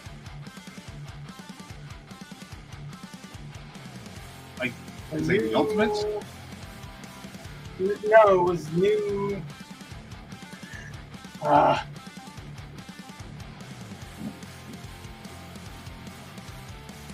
The Marvel New Universe? This New Universe? Yeah, it was Marvel New Universe. Because I really liked, there was a comic called Justice that was in the New Universe. They have a different character named Justice, but this is a different one yet. I'm trying to think of all the other ones, but still, yeah, like, so the New Universe, there was like 4 or 5 different magazines, and even if they didn't set that up for something like the Acolyte, they could set it up for people that just wanted to watch, you know, the Thrawn. Maybe Star Wars Legends or something like that, because that Thrawn went from canon to Legends. So, right. There's no reason that they couldn't start an offshoot for that separately.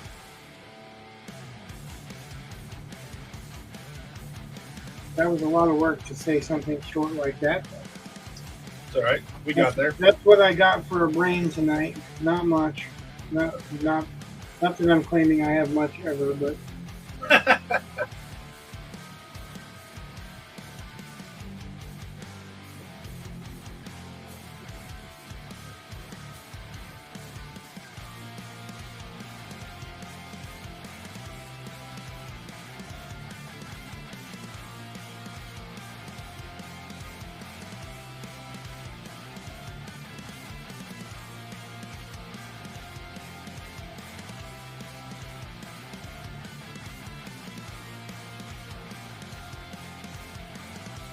yeah, that was definitely a lot of work to say that they could just set aside the space for people that don't want to go on these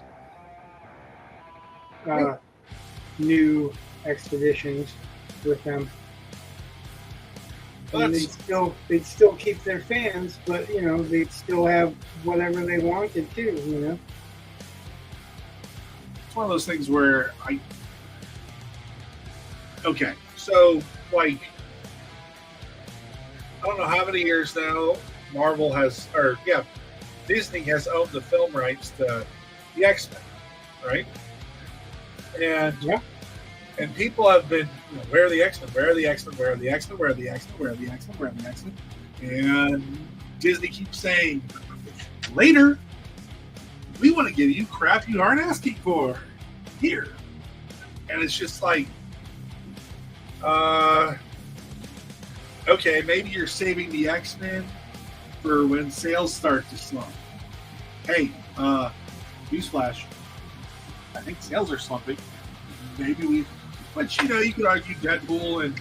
I actually don't think that's the case because right now, Wolverine is not Wolverine anymore. X-23 is Wolverine now.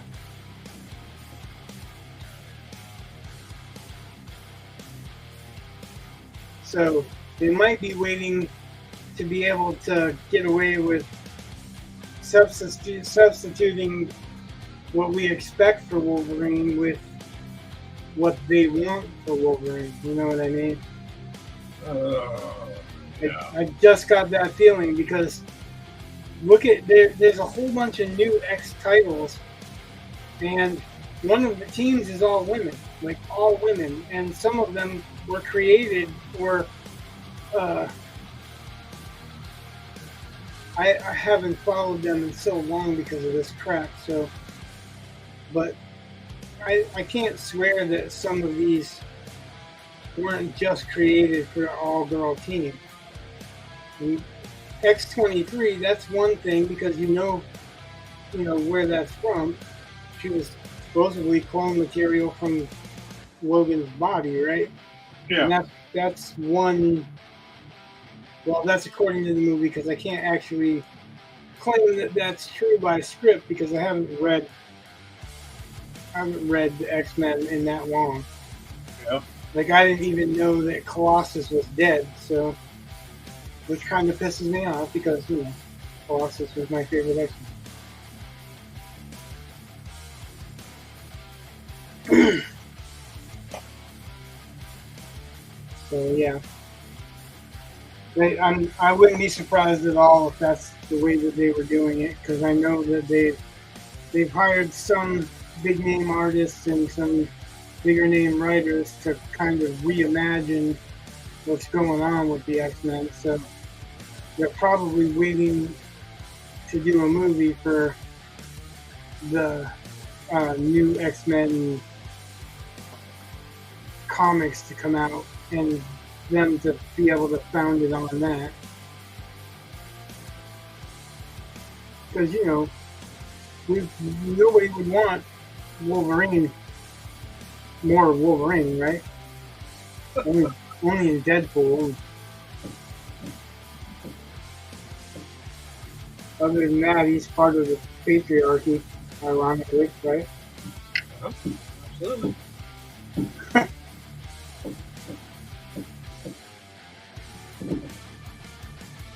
People who claim that shit obviously have never ever read Wolverine in the early years.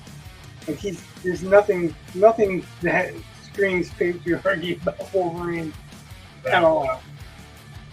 No, but this new stuff where he's in a throuple, it's just like, okay, sure, whatever. There's stuff where he's what?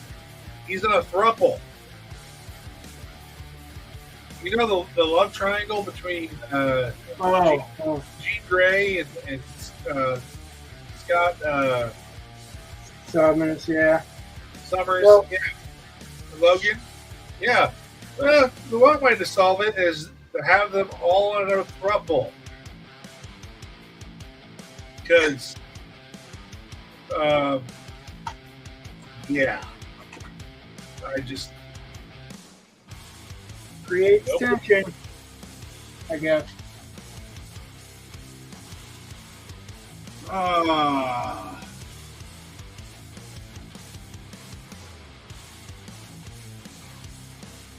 See, but again, that kind of goes back to the problem with canon.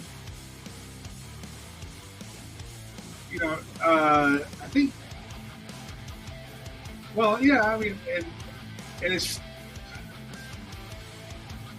I don't know, like. I don't know. I don't want to get into it anymore. Now I'll just start getting into some of the political aspects, and you know what? I don't have to do that. I don't need to put my brain through that. I'll just. Yep, sucks. They done messed up a golden goose, so I'm just. Guess they can deal with the consequences, you know. Yeah. We'll focus on our own stuff and get our own things out. Well, you know, that's the theory behind doing independent comics, is that nobody can tell me what to do. Like, they can vote with their paycheck on whether or not they like what I'm doing. Right. They can, doing it the way that we're doing it, they can feel free to speak up and say that I don't like it, you know? Yep. That's kind of why we want to do it this way, so that, you know, if there is dissenting opinions, we can hear them out ahead of time, and there might be valid reasons for those dissenting opinions. There also might not. But I know when I'm writing on my novels or short stories or any of that kind of stuff, I don't give a shit what anybody else thinks until I like it. I mean, after I like it, then, you know, if you're telling me it's not believable here or something like that, then yeah, that could mess with me, but it messes with me because you're giving me your honest opinion on what can make it better, not because you're telling me how I have to do it, which is a totally different thing. So in this, I don't have to do anything anybody wants me to do if I don't want to do it. One of the things I was thinking about earlier,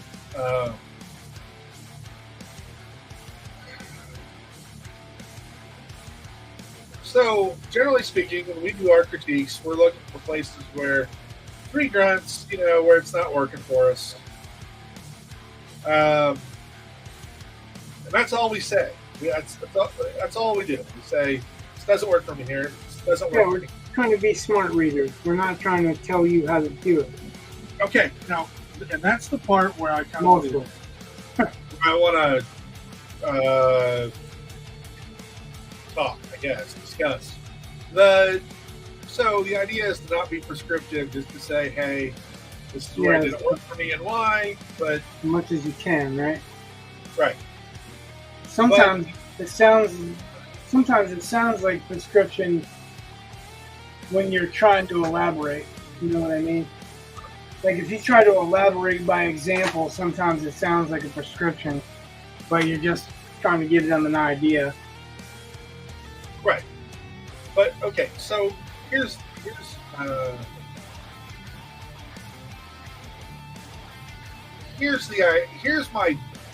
my conundrum, I guess, or the part where I question if that's really best practice to just do the three grunts and try to avoid being prescriptive. Because first off, you can't copyright ideas. So an idea can be bantered, and we can talk about this all kinds of ideas, not copyright. Just the execution. Right. And if I tell you, you know what, this story should really be about, I don't know, Samurai Kitten fighting the marsupials, and you're like, oh yeah, and then you go off and write Samurai Kittens fighting the marsupials, and I go write Samurai Kitten fighting the marsupials, they're not going to be the same book. Like it just never is, right? Like no, but somebody's going to go, oh, that's a copy of that. Whoever is reading which first, you know. Well, okay, just, that's just true. saying that's it's not a violation of copyright, but people are going to go, oh, that's just a knockoff of. Well, that's okay. That was just. I'm not really worried about us doing that. I'm saying that we could, they would be different. That's not what I meant. Sorry. So,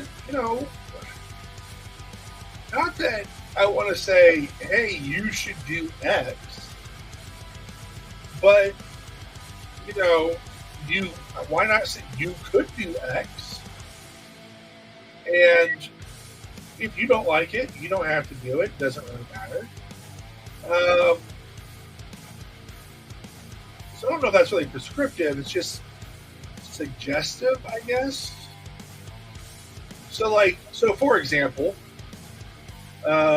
recently, you read that story last Sunday, and you said, "Oh, it doesn't have a speculative element. The first 3 pages." Yeah, that wasn't about my opinion, though. It was about I knew what you were going to use it for. Yeah, I knew what their opinion is, and what they published their opinion to be about that. Right. So I'm just trying to look out for you, not to tell you should or had to or whatever. Just say. Okay. I wasn't upset. I was just straightening it out that I wasn't trying to prescribe it to you as much as saying, hey, look, I found a place if you want to move that up. That would be, you know what I mean? Like, I wasn't saying you have to or should. I was just saying, if you wanted to, this is a good place to do it, or a good way. Right. So, yeah, I mean, I guess that could be considered. What's that? And you were basing it off of, the intended audience. Yeah. So kind of what they're looking for, because it's pretty well documented. And so you offered a suggestion, right? And you could have stopped with hey, you don't have this the first page or two, but you suggested A, that I should, and B, later on talking, you had kind of an idea. I have an idea that they're similar. But it's, I was like, oh, you know what? You're right. I don't have something, and I should put something there. And all right. And then, I can take all kinds of suggestions. If I don't like them, I'm really good at going, maybe not now. Or maybe later. I don't know. Like, I understand that Orson Scott Card talks about how, he always said, he can tell you how he would write the story. Can't tell you how to write the story, so okay, I don't worry about that. Like, you can tell me, I guess if you can tell me an idea and I'm going to do it no matter what you do, whatever you tell me, I'm not going to write it exactly the way you would have. Right. So kind of think that suggestion, or that idea of never, of trying not to be prescriptive, because there's something somehow wrong about saying, hey, this is the way I would do it. I I guess that's a qualification thing, which by which I mean, like, if some, all right, so when I'm talking to you, or you're talking to me, or either one of us talking to Jake about something like that, when we mention it, we know each other are far enough along in our writing experience and writing practice to know that if I don't like something, I'm just not going to take it, and you're not going to be offended if I don't. You know what I mean? Right. Same way, like if I make a suggestion to you, like the suggestion I made, you don't like it, you don't take it, I'm not going to be offended by it. I might believe it would be better if you did, but that's the whole point of my opinion, right? But I know, like, that you're not going to be offended because you just won't take it if you don't want it. So it's different, and I'm only explaining this because it's different with beginners, and I think that was the main thing about it. Is like when Orson Scott Card is talking about it, he's talking about people who aren't as experienced and can really easily be driven away by people who remember Hat Track.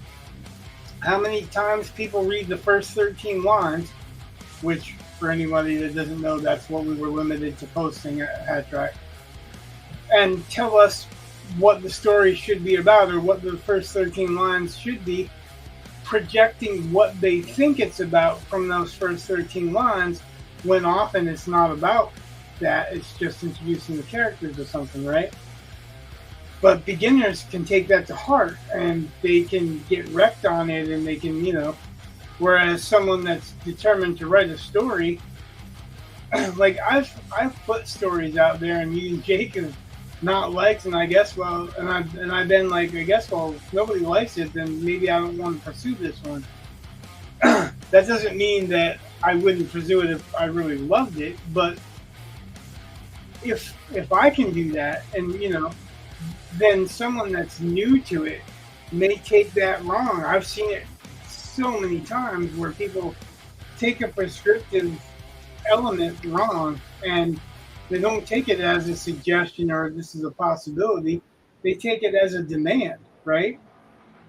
Like you and I, we know better. You know that I'm not demanding that you do anything with your story, right? Right. But somebody that's new to it, they might take that way. So when you ask, what's wrong with it, that's the only thing I can conceivably answer, is that some people don't understand that this is my opinion, and but also a lot of those people aren't sending in finished stories to be read. Right? Right. I mean, that's a whole different story. Like if I send you my first 13 and that's all I have, because I'm trying to perfect those first 13, anything that somebody suggests or says could possibly change the outcome or the direction of that story. And I don't want to do that for anybody else. I don't want to change the direction of their story. That's why I was so standoffish about rewriting this one, because I was like, if I wrote it, you got 4 different stories going on here. I'm going to pick one and go with it, So, well, I know I'm essentially rewriting a lot of this story, but I wouldn't do it if he wasn't cool with it. And I talked to him extensively about it before I did. Well, I wouldn't have ever suggested that. You talk about, like any suggestion could influence the story, whatever. Well, I don't know. Anything could influence the story, and you can't avoid everything. No, but and I'm not saying that you should avoid. I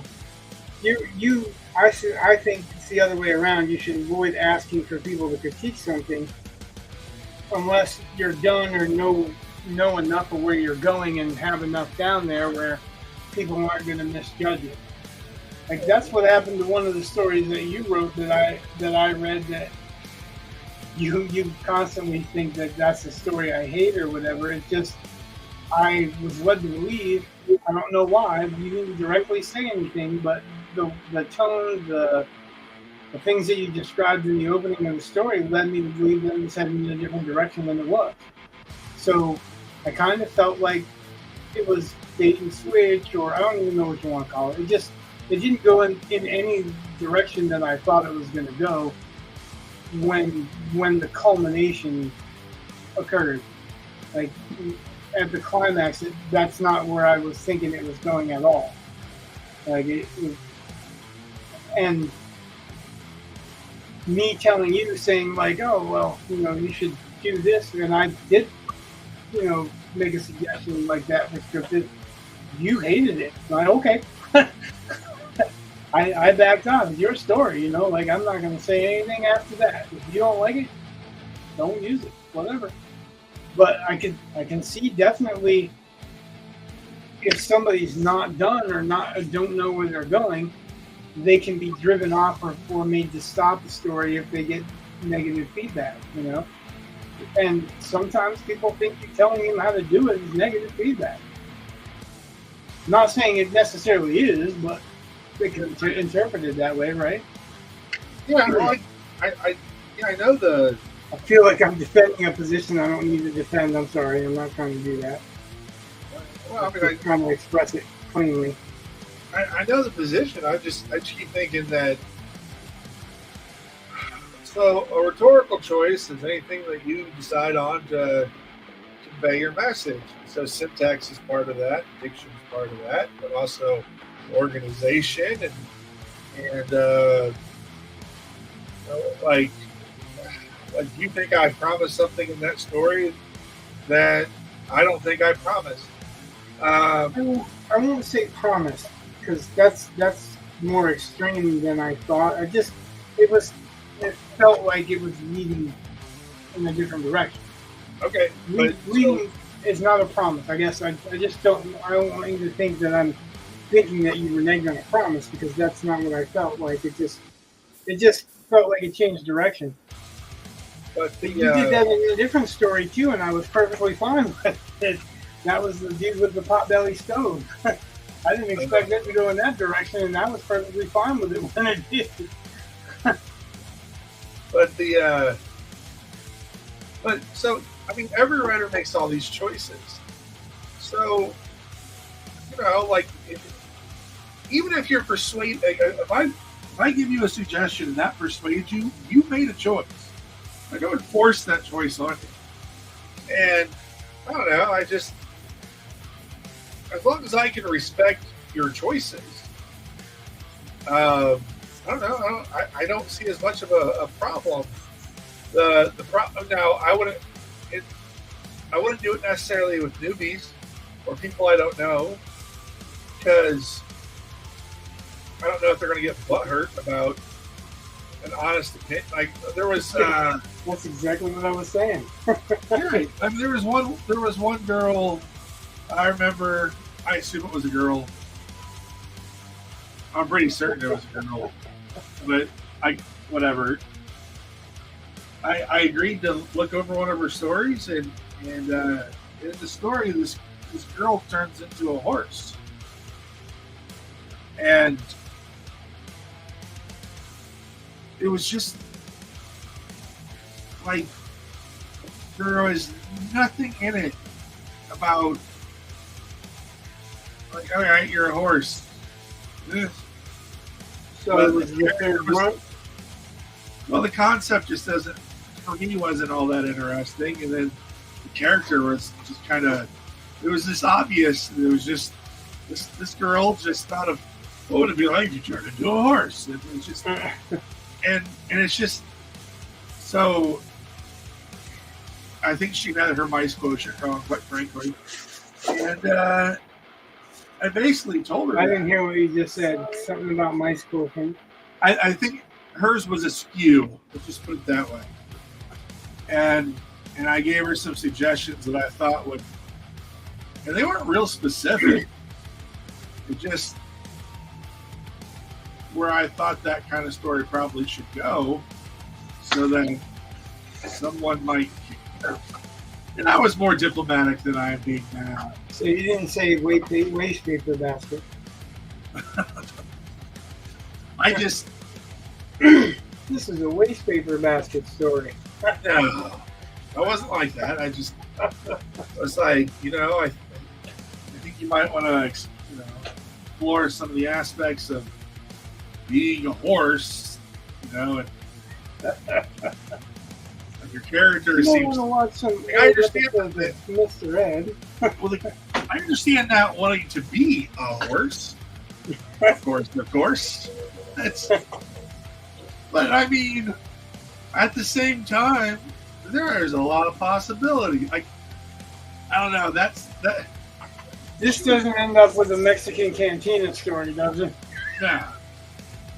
I just think it's There's a lot of possibilities if I could turn into a horse. I just felt like the tone I just kind of thought was wrong. The concept. Did you meet her at a donkey show? Yeah. She just got so upset. Started to literally, she wrote, "You probably think." So this is something that She wrote what? said a word about it.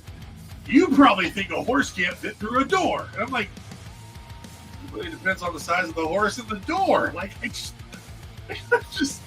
she just starts accusing me of knowing nothing about horses.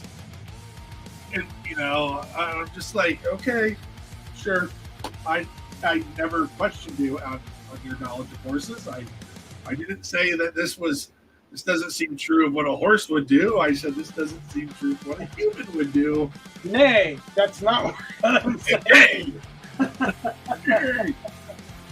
So yeah, I can understand. If you don't know the person, Your name Winnie?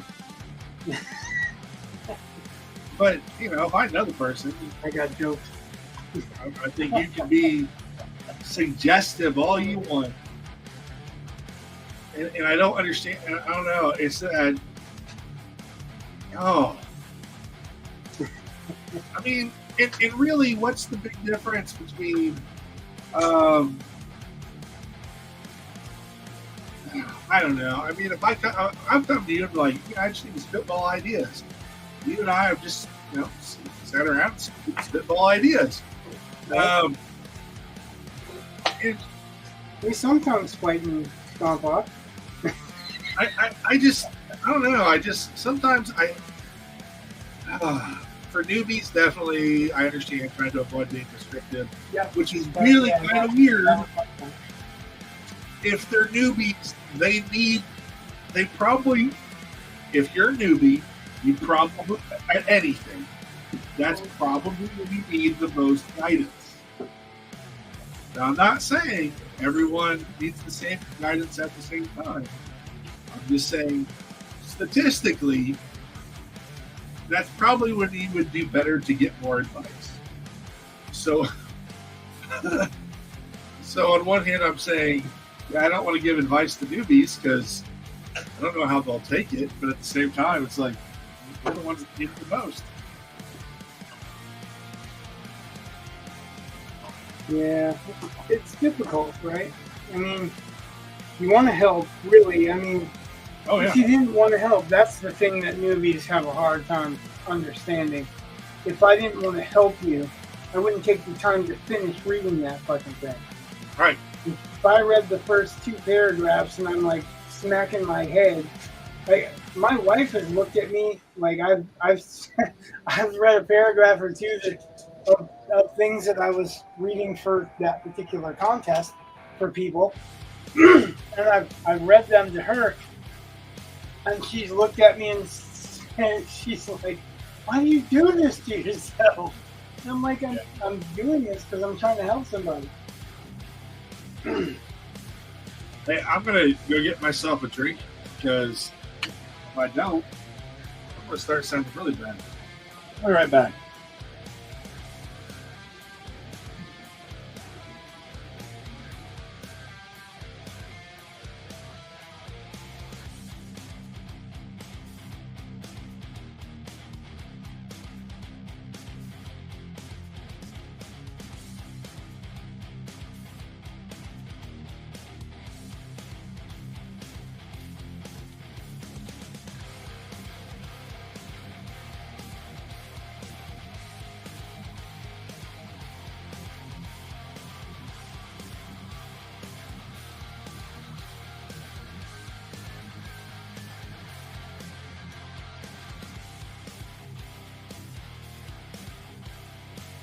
Man, he's really gone off.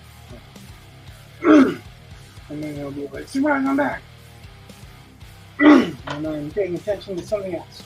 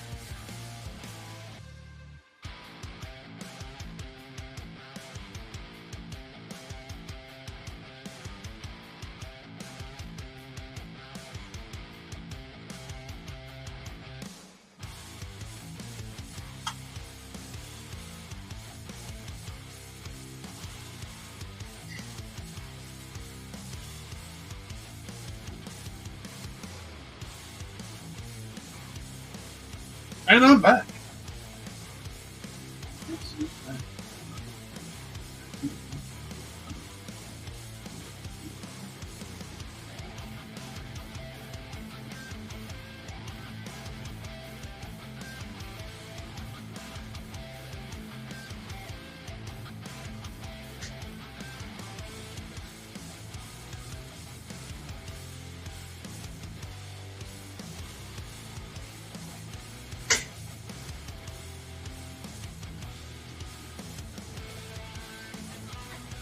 Patsy Cline, go lay down. Go. Ah.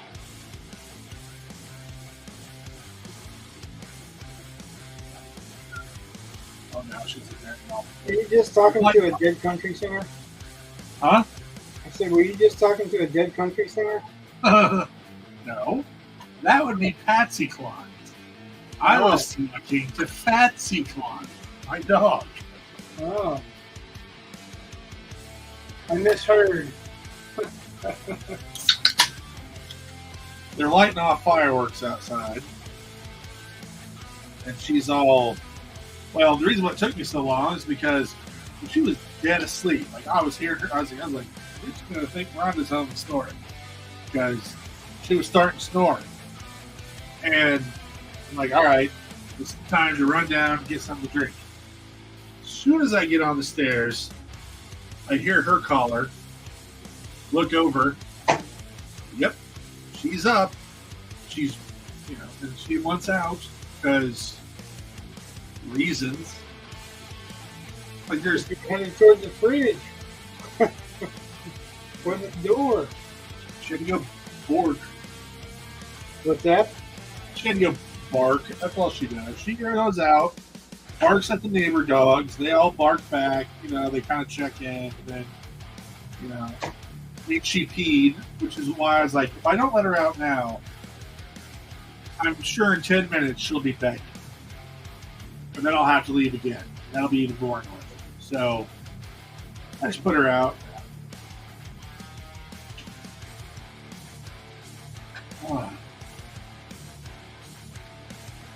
Yeah, with the wife and kids gone.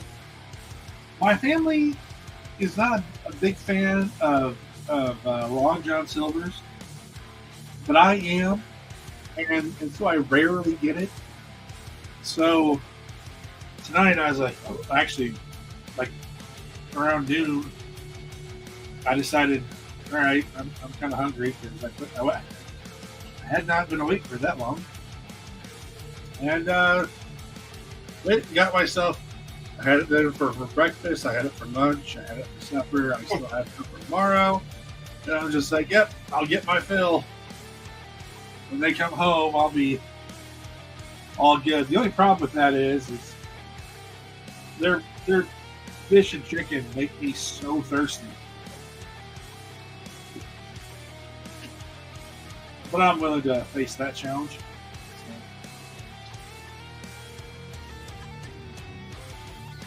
The only thing I ever really had a good memory of from Long John Silver was the Hush Puppies.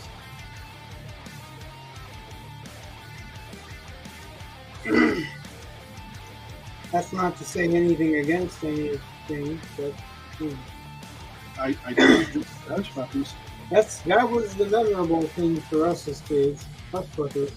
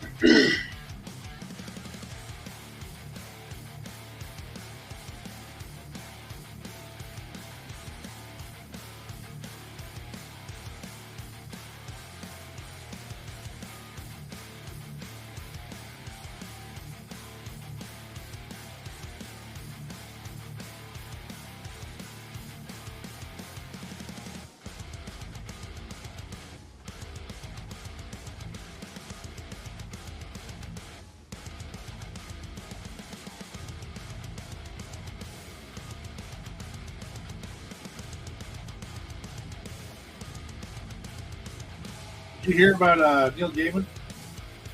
Yeah, I just was reading that. He's the newest addition to the Me Too movement, right? Yeah, I can't.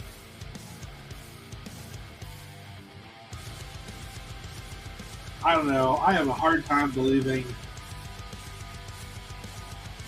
that on that one. Why do you have a hard time believing that?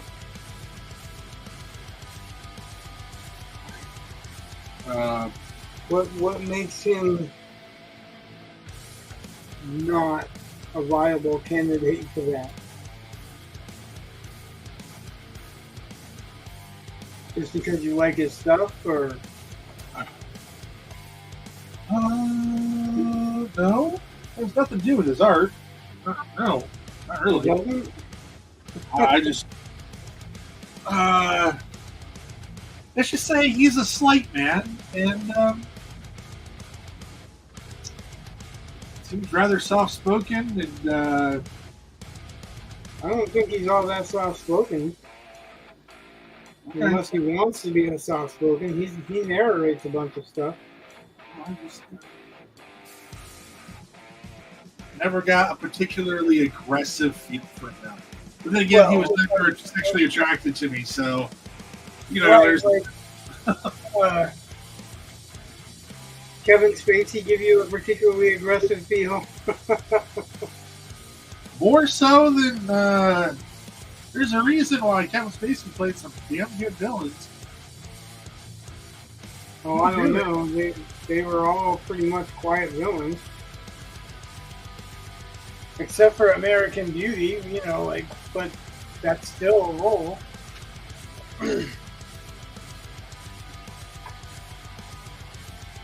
Hey, I just don't think he's any more immune to it as anybody else would be. I know of comic artists that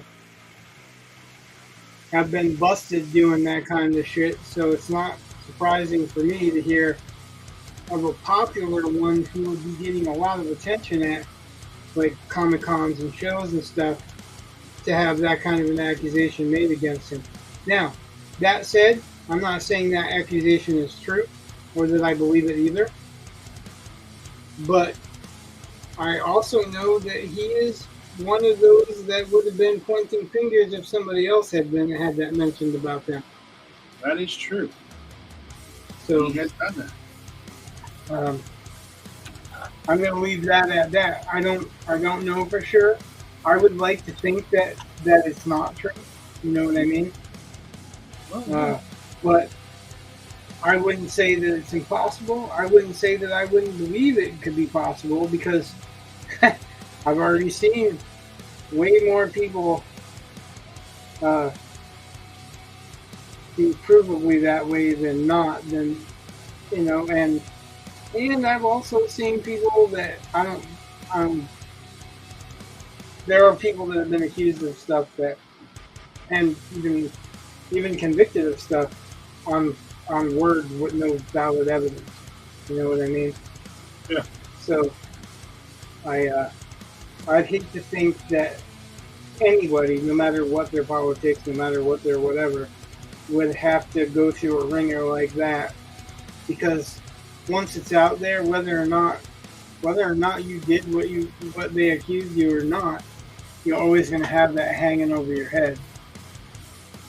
And I don't really wish that for anybody unless that's what they did. But nowadays, the difference between, asking somebody out that don't want you to ask them out and actually doing something physical doesn't matter. Like they can just accuse you of something, whether it's true or not, and have that same reaction. So I hate to think that it's true for him, but it's just as possible as for anybody else.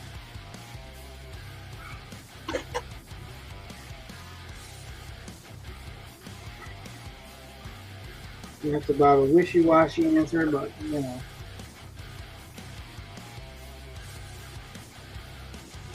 I wouldn't think that he's above it, but I hope he would be.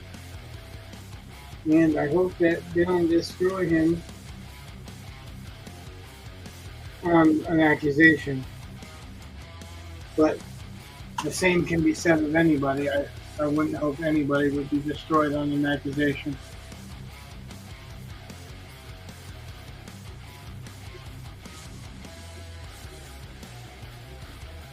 I saw somebody post a sign, a yard sign that says,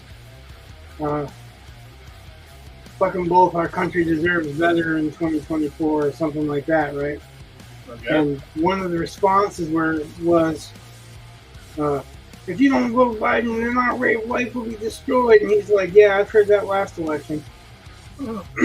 And he's not saying that any particular guy is wrong. He's just saying either one of them is right. You know, and I think that's you have every right to have that opinion. That's a valid opinion. There's no invalid opinions. An opinion's an opinion, right? So what I said was, vote for who you want to. Like, vote what your conscience tells you that's the best for the country and the best for for your particular life. Because other than that, nobody else is going to do that. Like anyone that tells you to vote this way or else, they're just as wrong as anybody else, or more wrong. I can't throw they're saying that if you don't vote for Biden, even if you vote for a different party or don't vote at all, it's just as good as a vote for Trump. Well, first of all, that's bullshit. Second of all, they can vote for whoever the hell they want to. Like, I think that's not a sign of friendship to tell somebody who they have to vote for and to try to make them feel guilty for not voting for who you think that they should vote for. I've got plenty of friends that voted a different way than I would vote, you know? Well, And I won't judge them for that. I don't think it was right. You know, the choice was right, but I think that they have a perfectly valid opinion. You know. But yeah, like I got into it with him, and I was like, yeah, because he's not, you know, because Biden's not using the DOJ against Trump, and he's like, that's lies, all lies, and I ticked off some stuff about the judge being caught donating, about them not allowing evidence from an election campaign law expert. Because, and get this, the reason they disallowed that is because that wouldn't allow the judge to decide what the law is. The judge is not supposed to decide what the law is. He's supposed to make judgment based on what the law is, not to decide what the law is. So, yeah, like, I pointed that stuff out, and then he's like, lies, and I'm like, all right, so the Washington Post, the Guardian, which is a leftist paper, and the DOJ are all lying. Like I said, the prosecutor was pulled off of a special prosecution in Hague, Netherlands, prosecuting war crimes in Kosovo. So they often pull people off of war crimes investigations to prosecute somebody for bad paperwork, right? That's not corrupt as fuck. You know, no sign here, nothing to see here. Like, I don't care if you agree with Trump or not. What you're saying is that it's okay to do that to somebody if you don't like them. Well, you know, that works both ways, and it will come back around.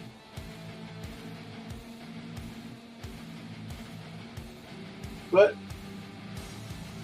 it's that short-sighted, one-sidedness.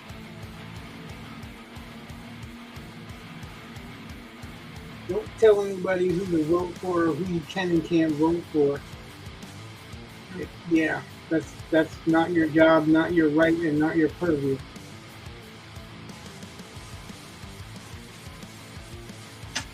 I don't have to agree with you, but you're definitely not wrong for your opinion. You might be wrong on your facts, because some people tend to think lies are facts, but not their opinions. If you think Trump is a piece of shit and don't deserve to be elected, that's your opinion. It's just as valid as me thinking that Joe is too old and needs to retire and be put out the pasture to enjoy his golden years. You know, it's just as valid of an opinion. It may not be just as correct factually, but opinion-wise, yeah.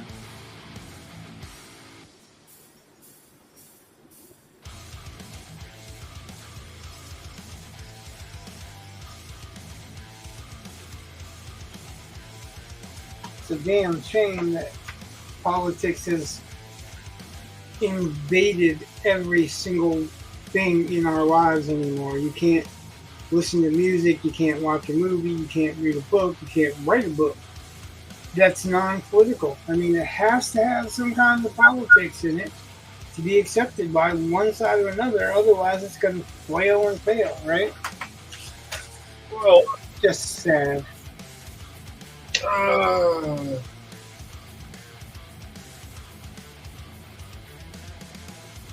Yeah, kind of. Because it's one of those things where if you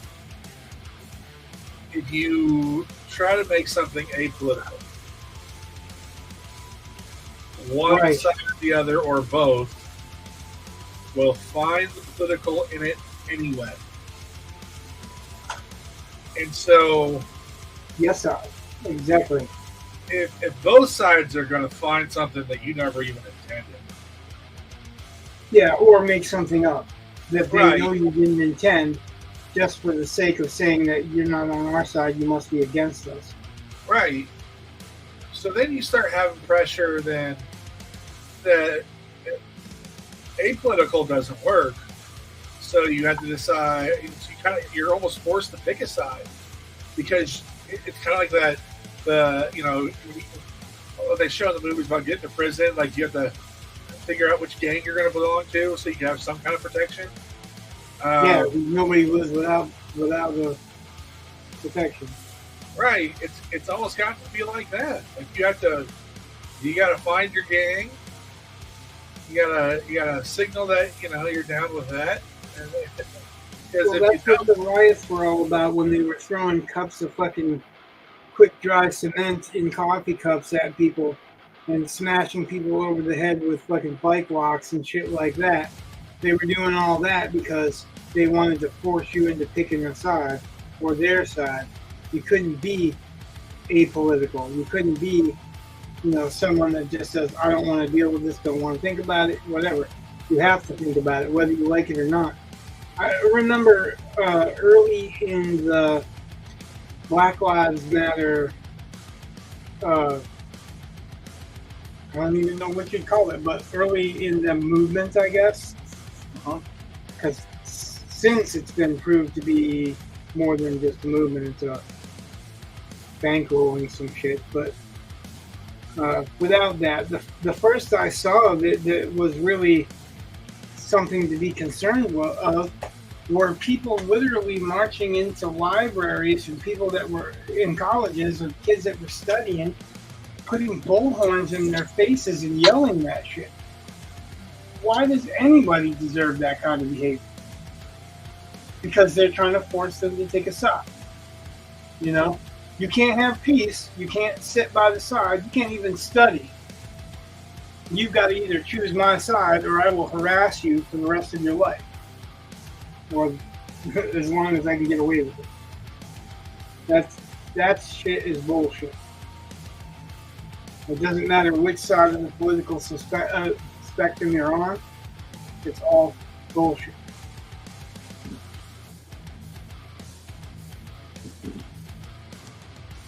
We didn't fight to have a country of our own so that we could be forced into somebody else's political thinking like we would have been with the country that we had been leaving. Okay.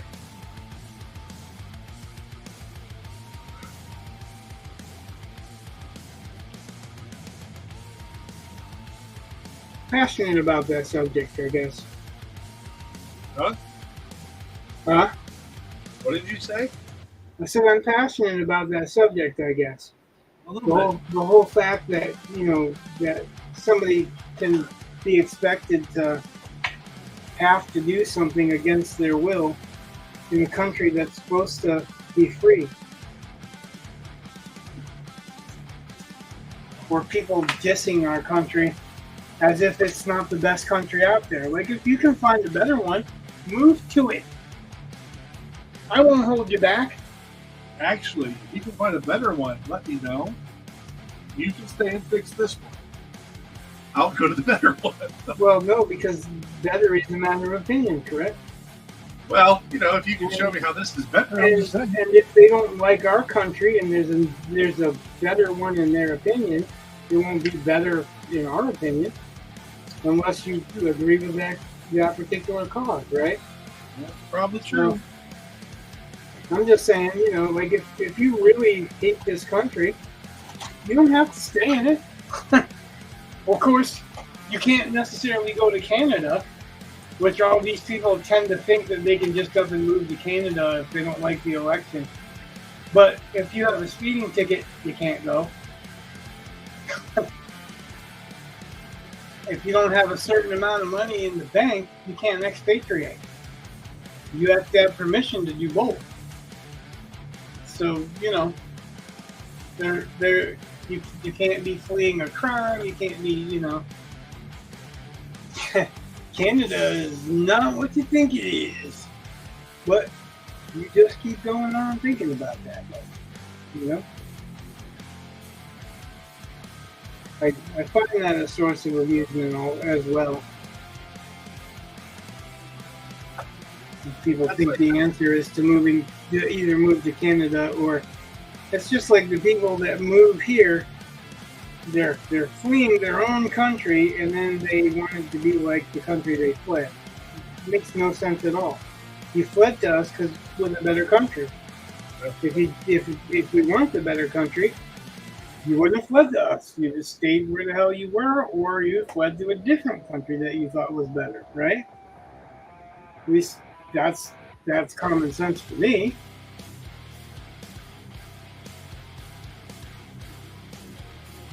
Don't like that. That's what this.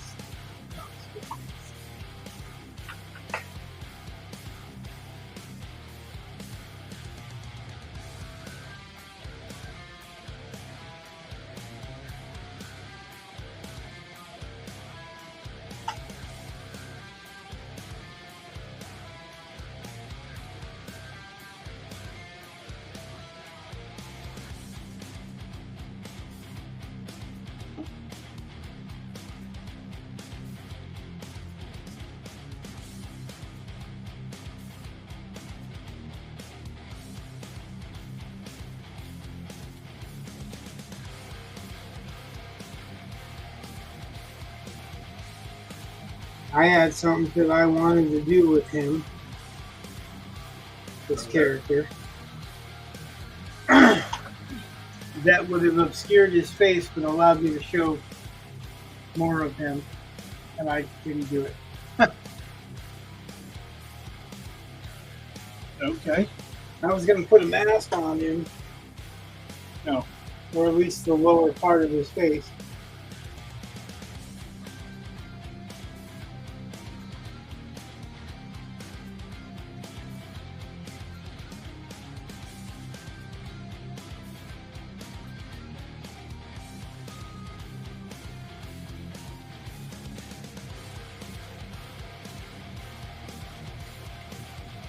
This looks much more consistent now. Okay. Well, I'm looking at my layouts, my roughs, and his face changes like 6 different times, depending on the size and how close or whatever.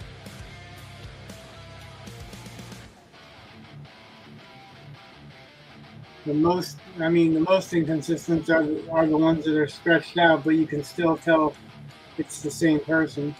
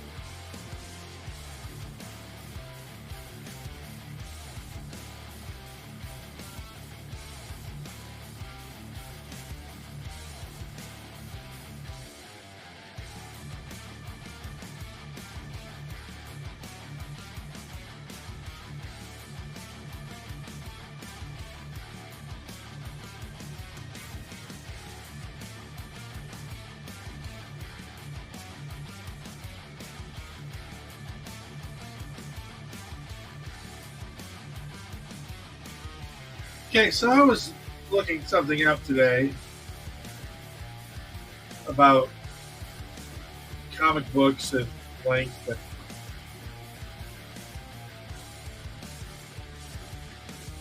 what length are we shooting for? Like I said before, before we decide if we're going to cut it or whatever, Okay. probably 60 pages. About three magazines length, about 66 is three common magazine length. Okay. 22 to 24 pages is the normal single,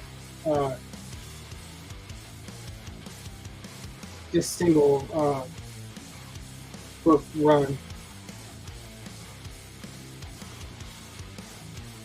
Okay. Why?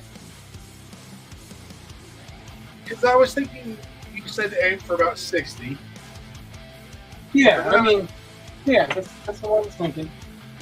Well, then I was thinking, but a single issue comic is normally 22 pages. Yeah, 22 to 24, depending on the issue. Wow, I've got a low output. Connection is unstable. Oh. I love when it does that. It says if you're plugging into a router, move closer to it, but I'm maybe 15 feet away from the router. Like, our apartment is not very big. But, okay. I just, so then I was thinking if a comic book is, the single issue is 22, and then you're like, all right, so basically you combine 3 comics, roughly. Yeah. Okay. So a normal run is like 3 to 4 issues. Like a normal multi-issue story is like 3 to 4 issues. And so the reason that I was saying 60 is it's not really an arbitrary number. It's from doing some research and paying attention to these other campaigns of independent comics. Yeah. And some of them are 100 pages or more. But what I'm hearing, seeing, and realizing from buying some of them is that the bigger comics, the wider comics, so the more pages in a comic, the harder it is actually to fit in a regular bag, like comic bag with backing board. It changes the weight for mailing purposes, which that's part of the cost. If you're crowdfunding, you've got to figure that part of that cost is shipping, handling for every single backer or every single issue they back. Of course, you can put multiple issues. If somebody orders multiple issues, you can put that in. But really, that's what my research has determined is that 50 to 60 pages is the sweet spot as far as writing a graphic novel. And a lot of these graphic novels aren't actually one complete story. They are maybe a story arc, but it's actually like Cyberfrog is not. Any of them don't end the story. They end that part of the story, and it's not the full arc. The full arc is like maybe 4 or 5 issues long or something like that, which at 80 pages or whatever, it's a pretty hefty story, right? Yeah. Some of the other ones been downsizing to about 50 pages, and they find it's easier to complete on time. It's cheaper to mail. It's cheaper to print, obviously, because there's less pages to print. And if you're printing more copies of something, then it's cheaper. But if you're printing more pages of something, You know what I mean? Unless you're printing a lot more copies of them, then it's not so much cheaper. So that's the reason that I said right around 60 would be a good start. We could go up or down a little bit from there. Like, and that's what I was thinking. We could go up if it needs to go up to 66 pages, which I prefer 67 just because that's a better number for me. or what's better with 67 versus 66?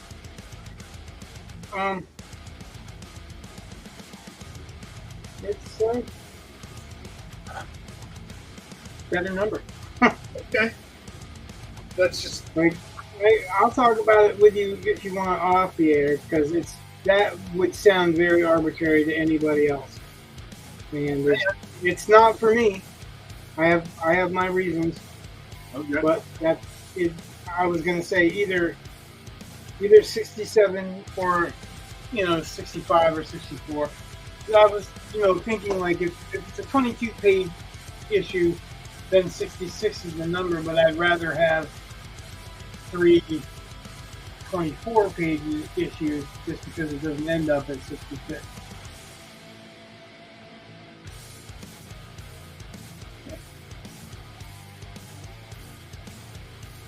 Just don't like that number. Okay. All right.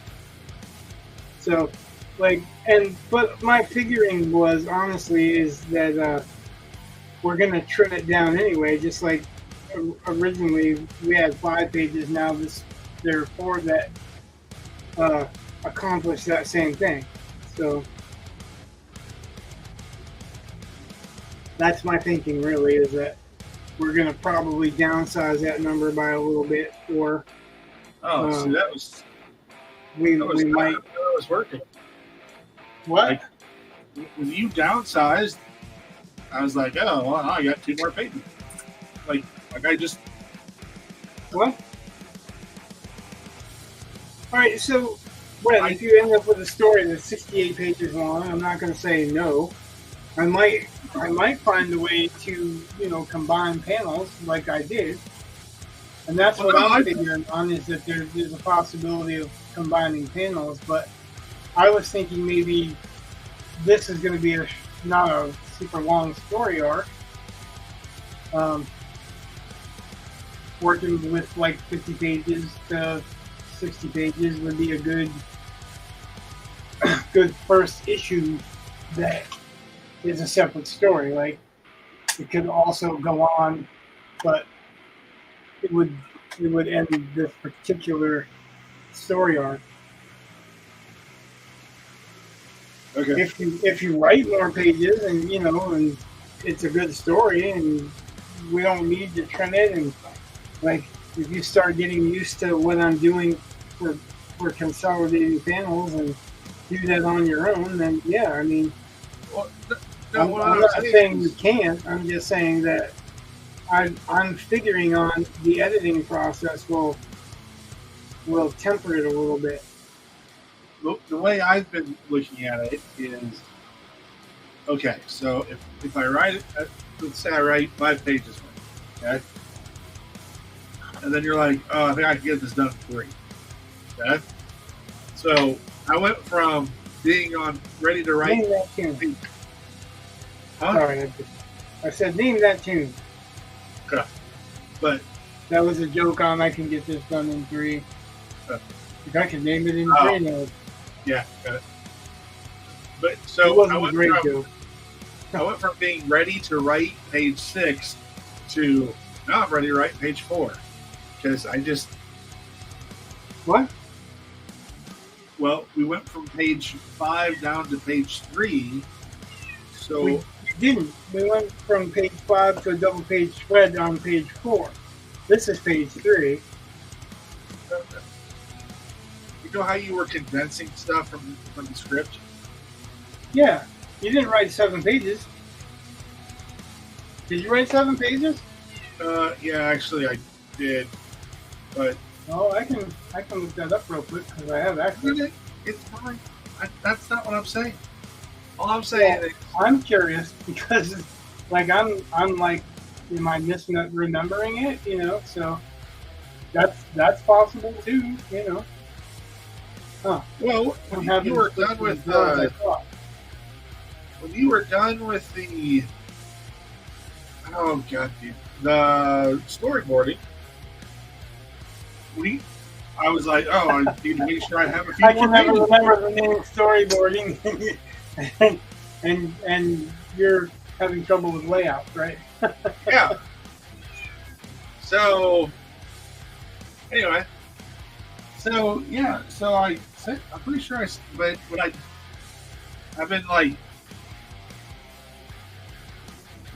if you condense panels, I just figure that's more room to fill, and it's all good.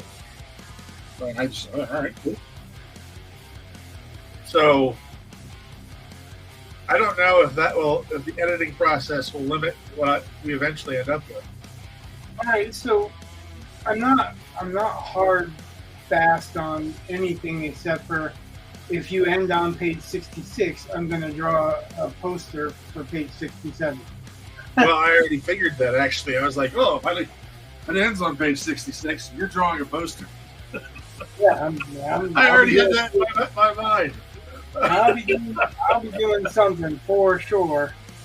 And that's actually like I'm totally cool with that. I would like you want. I don't care if I end on page 67. If you want to throw a poster on there just because hey, whatever, put this in there. Who cares?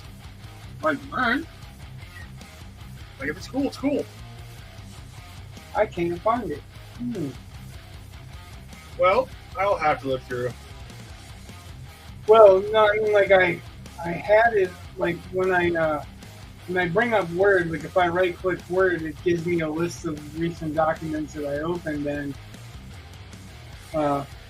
yep, there it is. I just had to get rid of one. Oh, that's your cat. Yeah, that's my cat. This says 4 pages. Nope, it says 7 pages now. But something has gone off onto the 7. Yeah, that is 7 pages. All right, yeah. So I condensed 7 to 5. Right, and I just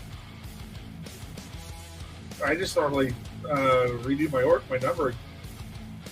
I'm like, all right. So yeah. I mean, Oh, so you're like, oh, he just gave me 2 extra pages to add to the 60. yeah. So, long story short, you don't have to worry about stopping at 60. If right to the end, and then we'll work on condensing it in an acceptable way for both you and I together, right? That's the way we've been doing it. Okay. So, like, if you want to write a 100-page script, write a 100-page script. We're probably not going to do it all in one issue, but that if that's what you feel the need to write, I can feel free to write it.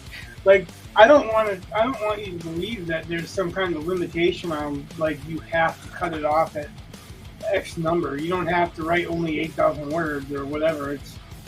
I'm basically thinking this is a short story that I'm illustrating as a film in stills, right? But a good short story, maybe even a novelette, you know. But like if I say 60 pages, it's because what we've talked about. I have not gotten any indication that there's a whole lot of stuff that you want to put in that's not involved directly with the plot that you laid out. You know what I mean? Well, I mean, my feeling was. Hang on. So I'm finished with this panel. I'm going to call this, and then we can talk for a few minutes after, right? Unless you want to talk on stream. I don't mind talking on screen. I just the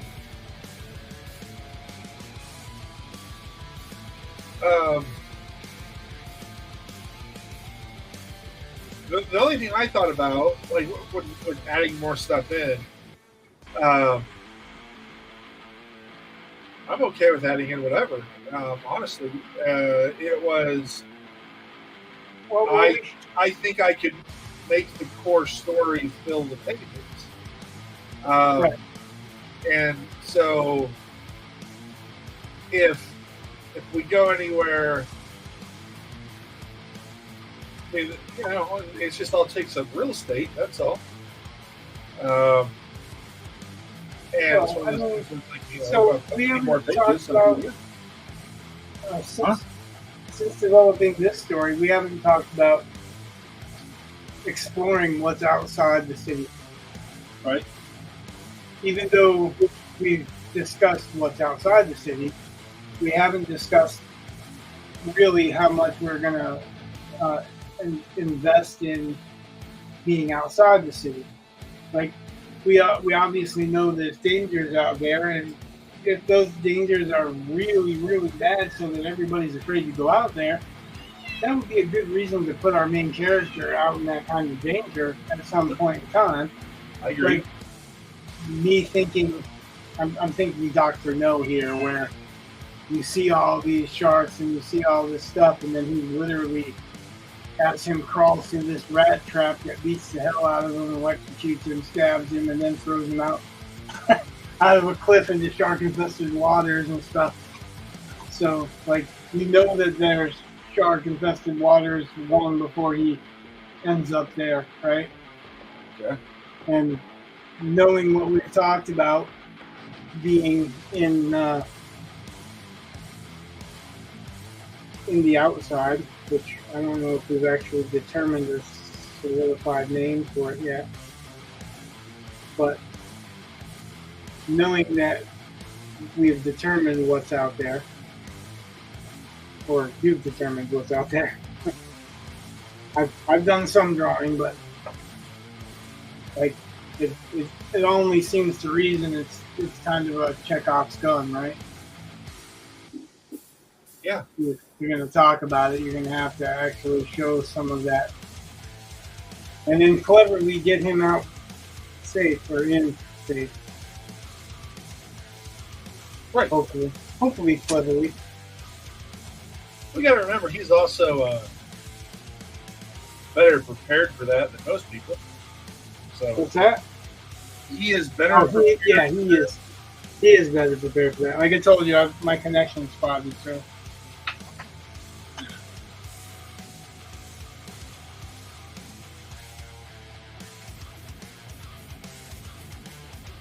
Yeah, he is. And we haven't even determined all of how much better. I know. Some of that I don't want to get into.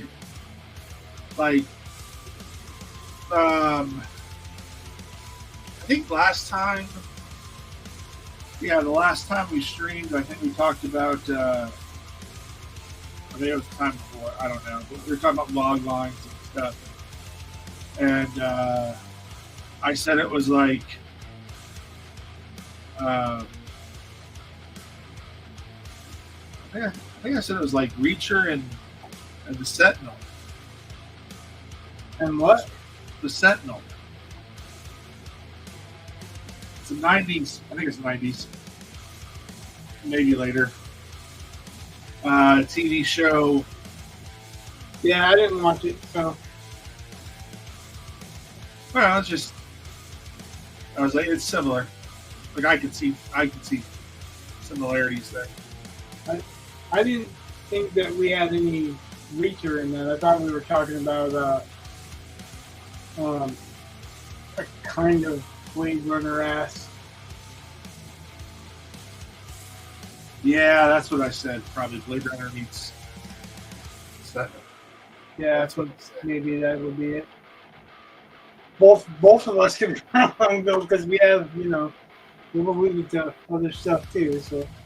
Right, but I'm trying to describe it. But it's whatever. But we were talking about log lines, right? Yeah. And I think, yeah, because so that last thing is where I think I sent to you about the crawl. And The what? the crawl. I'm not hearing you very well. It's not you. It's just I just can't. I got fans going. I got this crazy internet crap going on. Yeah, well, And so I spell it. CRAWL. Like Okay, that's what I thought you said, but I wasn't sure.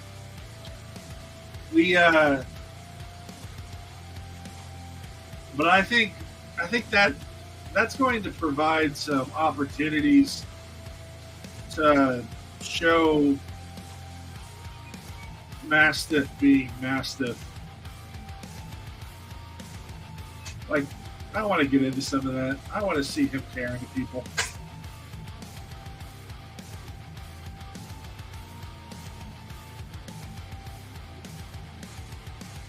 And so some of that we have to decide how graphic we want to get. I don't think I ever indicated that there was a limit on what we were going to do, except for that I don't want to draw sexual shit Okay. at all. Like, I mean, this I don't consider to be sexual. I'm talking about literal Yeah. sex People don't. acts and, Yeah. you know, Got it. I don't know, like maybe I'd be okay with partial nudity or something like that, but like I don't wanna draw anything that could be termed as pornography, or that's just not my interest in pursuing this project. And really it would be deviating from the plot unless there was a villainess that was trying to control him that way or something, but we didn't. That's not anything we ever talked about. So, and then I still would do it like off screen or through a screen, so you just see silhouettes. That's actually yeah. I guess that's Marvel's changed. I would say kind of Marvel's and level of censorship, I guess. You know, like I don't think it's censorship. I just don't think it's necessary to the story, and that's not the type of story I want to tell. You and I were talking about this, right? Where not every story has to have cursing, or not every story has to have sex. And I don't care about cursing, obviously. Gore-wise, I'm not going to draw splatterpunk, but if there's a scene that's particularly nasty and that's just one scene, yeah, I'm not going to be all like RoboCop about it. all right, I think we're on the same page on all of that. So I'm not worried about any of those things. But Yeah, well, if you ever have a question, you can ask me, or a suggestion, or a feeling about something. Okay. We don't have to talk about that online, especially if it's something that you think we're gonna end up going back and forth over and not concluding quickly, or violently. We don't want to conclude violently. no, I think that our tastes in violence and sex are similar enough, like what we're willing to consume in media I and think what we're interested in creating. we write very similar. We like a lot of those things.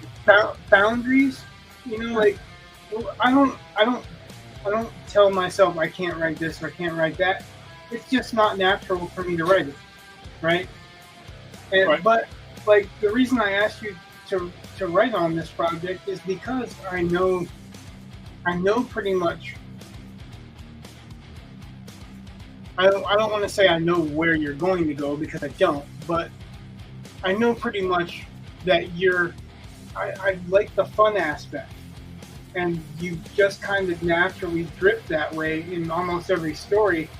That there is some kind of fun aspect, and as dark as this is, it's still kind of a fun aspect to think about.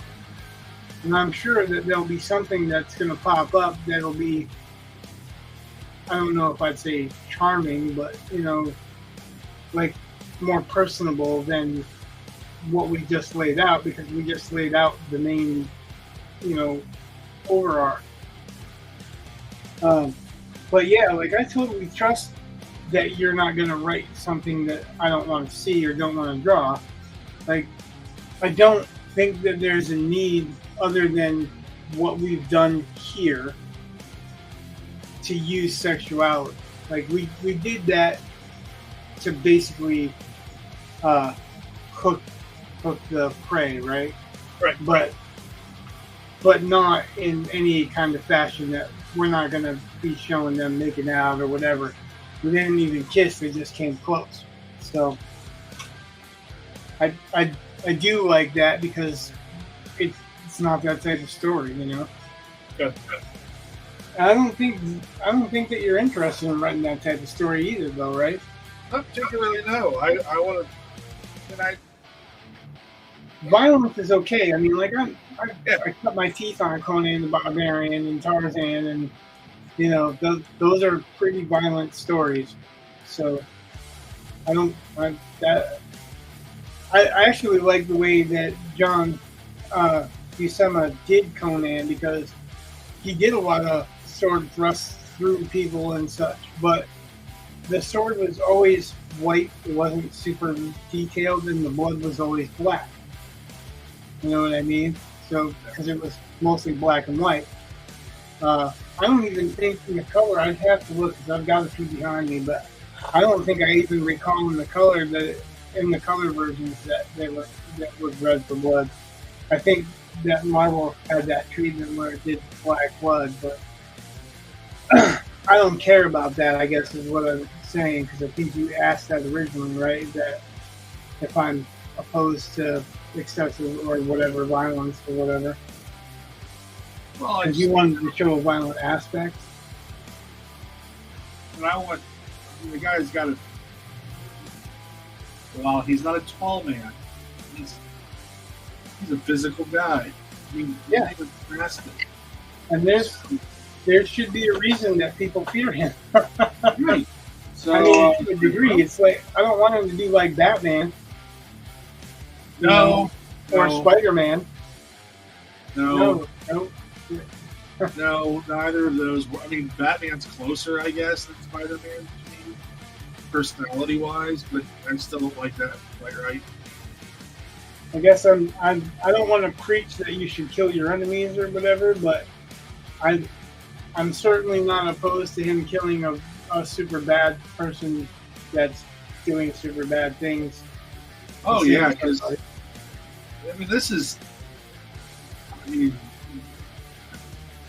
yeah, I think in a way it's this might be more Mad Maxian in flavor, Right. but it's a harsh reality. And this, if it's dangerous to Mastiff, Right. Normal people wouldn't be doing it and getting away with it. right. So I don't know. I think there's a little more Wild West aspect to it. I think than Batman would like. So, Like I liked Azrael taking over for Batman because he didn't. I mean, I didn't like the fact that he wasn't worried about the bystanders, but I did like the fact that he was willing to do what he needed to do to stop the bad guy, whether it was putting him down or not. So Batman was like, "Oh, I chose the wrong guy because you're a nutball." Because, but yeah, I don't know. I kind of like that aspect there's got to be a little bit of craziness in somebody that lives in such a place, such a time with, you know, so we talk about a crucible in writing, right? Right. Where you got these heavy personalities, strong personalities that they may be on the same side, but they can't get away from each other, so they have their days where they're at each other butting heads, right? Right. So imagine an entire city full of that, where it's literally you can't get out of it. It's a crucible because they can't step outside. It's too dangerous. So yeah, there's going to be a lot more of a violent aspect. I definitely agree. I said the only thing I disagreed or didn't like about these first opening pages is having to draw so many fucking people. And that's not even super bad, you know, but that was, I didn't want to open with drawing a whole shitload of people in an environment, but I actually got away with not drawing much for environment, so far. I think I'm going to put a little bit in behind this, unless you've got some words that go here, which I'd actually love to have, because it looks like with a face like that, she should be saying some evil shit. It should be like literally dripping out of a word balloon. But yeah, I mean, that's up to you. But there's a little space here, and unless you want to put something there, which I don't think really means anything, Amanda had an idea that I liked, and I'm going to see if I can fit in there. And that's a name for something like on the building, but in mixed letters, like a shop and save grocery sign, and for an S, and something else for a W, or whatever the hell the letters are. They're going to be so it's cobbled together. What's that? So cobbled together from junk. Yeah. I think that was an excellent idea. I was asking her about what she thought should fill the background on some of the panels, but there's not enough room to do a lot of that if we're going to do any kind of caption boxes in the first couple of panels like that. And after the first two panels, we get so close into the action and what's going on, you won't have room for much for the background. So like, I'd like to throw a little bit of something like that in here. One of the so the crawl is like a crawl space. It's called crawl because there's got to be plumbing, wires. I just figured there's got to be something like space. So there's, and that could lead to like sewers and whatever. But that the access panel, I guess, and that's going to be something that's going to require, I would think, like finding it. Just saying that the background might be more important there. Oh well, yeah, but that's not the same as being able to put some signage up for a happy whatever's night in cobbled leathers. I mean, there's not enough room for that. But like, I could do like if we didn't have any words here, which I think we should have if we could, because it's just a great scene for the monster to be saying something. But if we weren't going to have any, then there's enough space in here to do like Club 21 or whatever in cobbled leathers or whatever. And, could use different languages too. I keep thinking of Waterworld when they're talking about Portuguese. Okay. They're speaking in Portuguese. just an interesting combination. Like, and we have not actually even confirmed whether this is Earth or, or a different planet or whatever. I don't know if that matters. What's that? I don't. It's far enough in the future. I'm not sure if it matters. Right. Well, I don't think that we ever even actually discussed it either. Well, Like we talked about post-apocalyptic, but post-apocalyptic doesn't necessarily mean Earth. right. That's just what we tend to believe. So.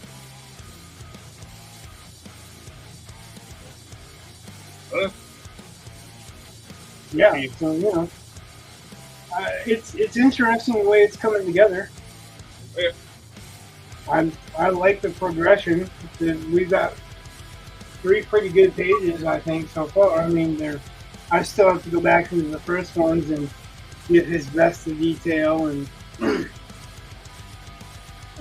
make sure that everything is pretty much consistent, which most of it is. I just need to make sure that his vest is consistent in his suit. I'm thinking about giving him sleeves so that you see the shape of his body, but it's almost like it's a spandex type shirt or something like that, where it's there, but it's because of his profession, it's a layer of protection.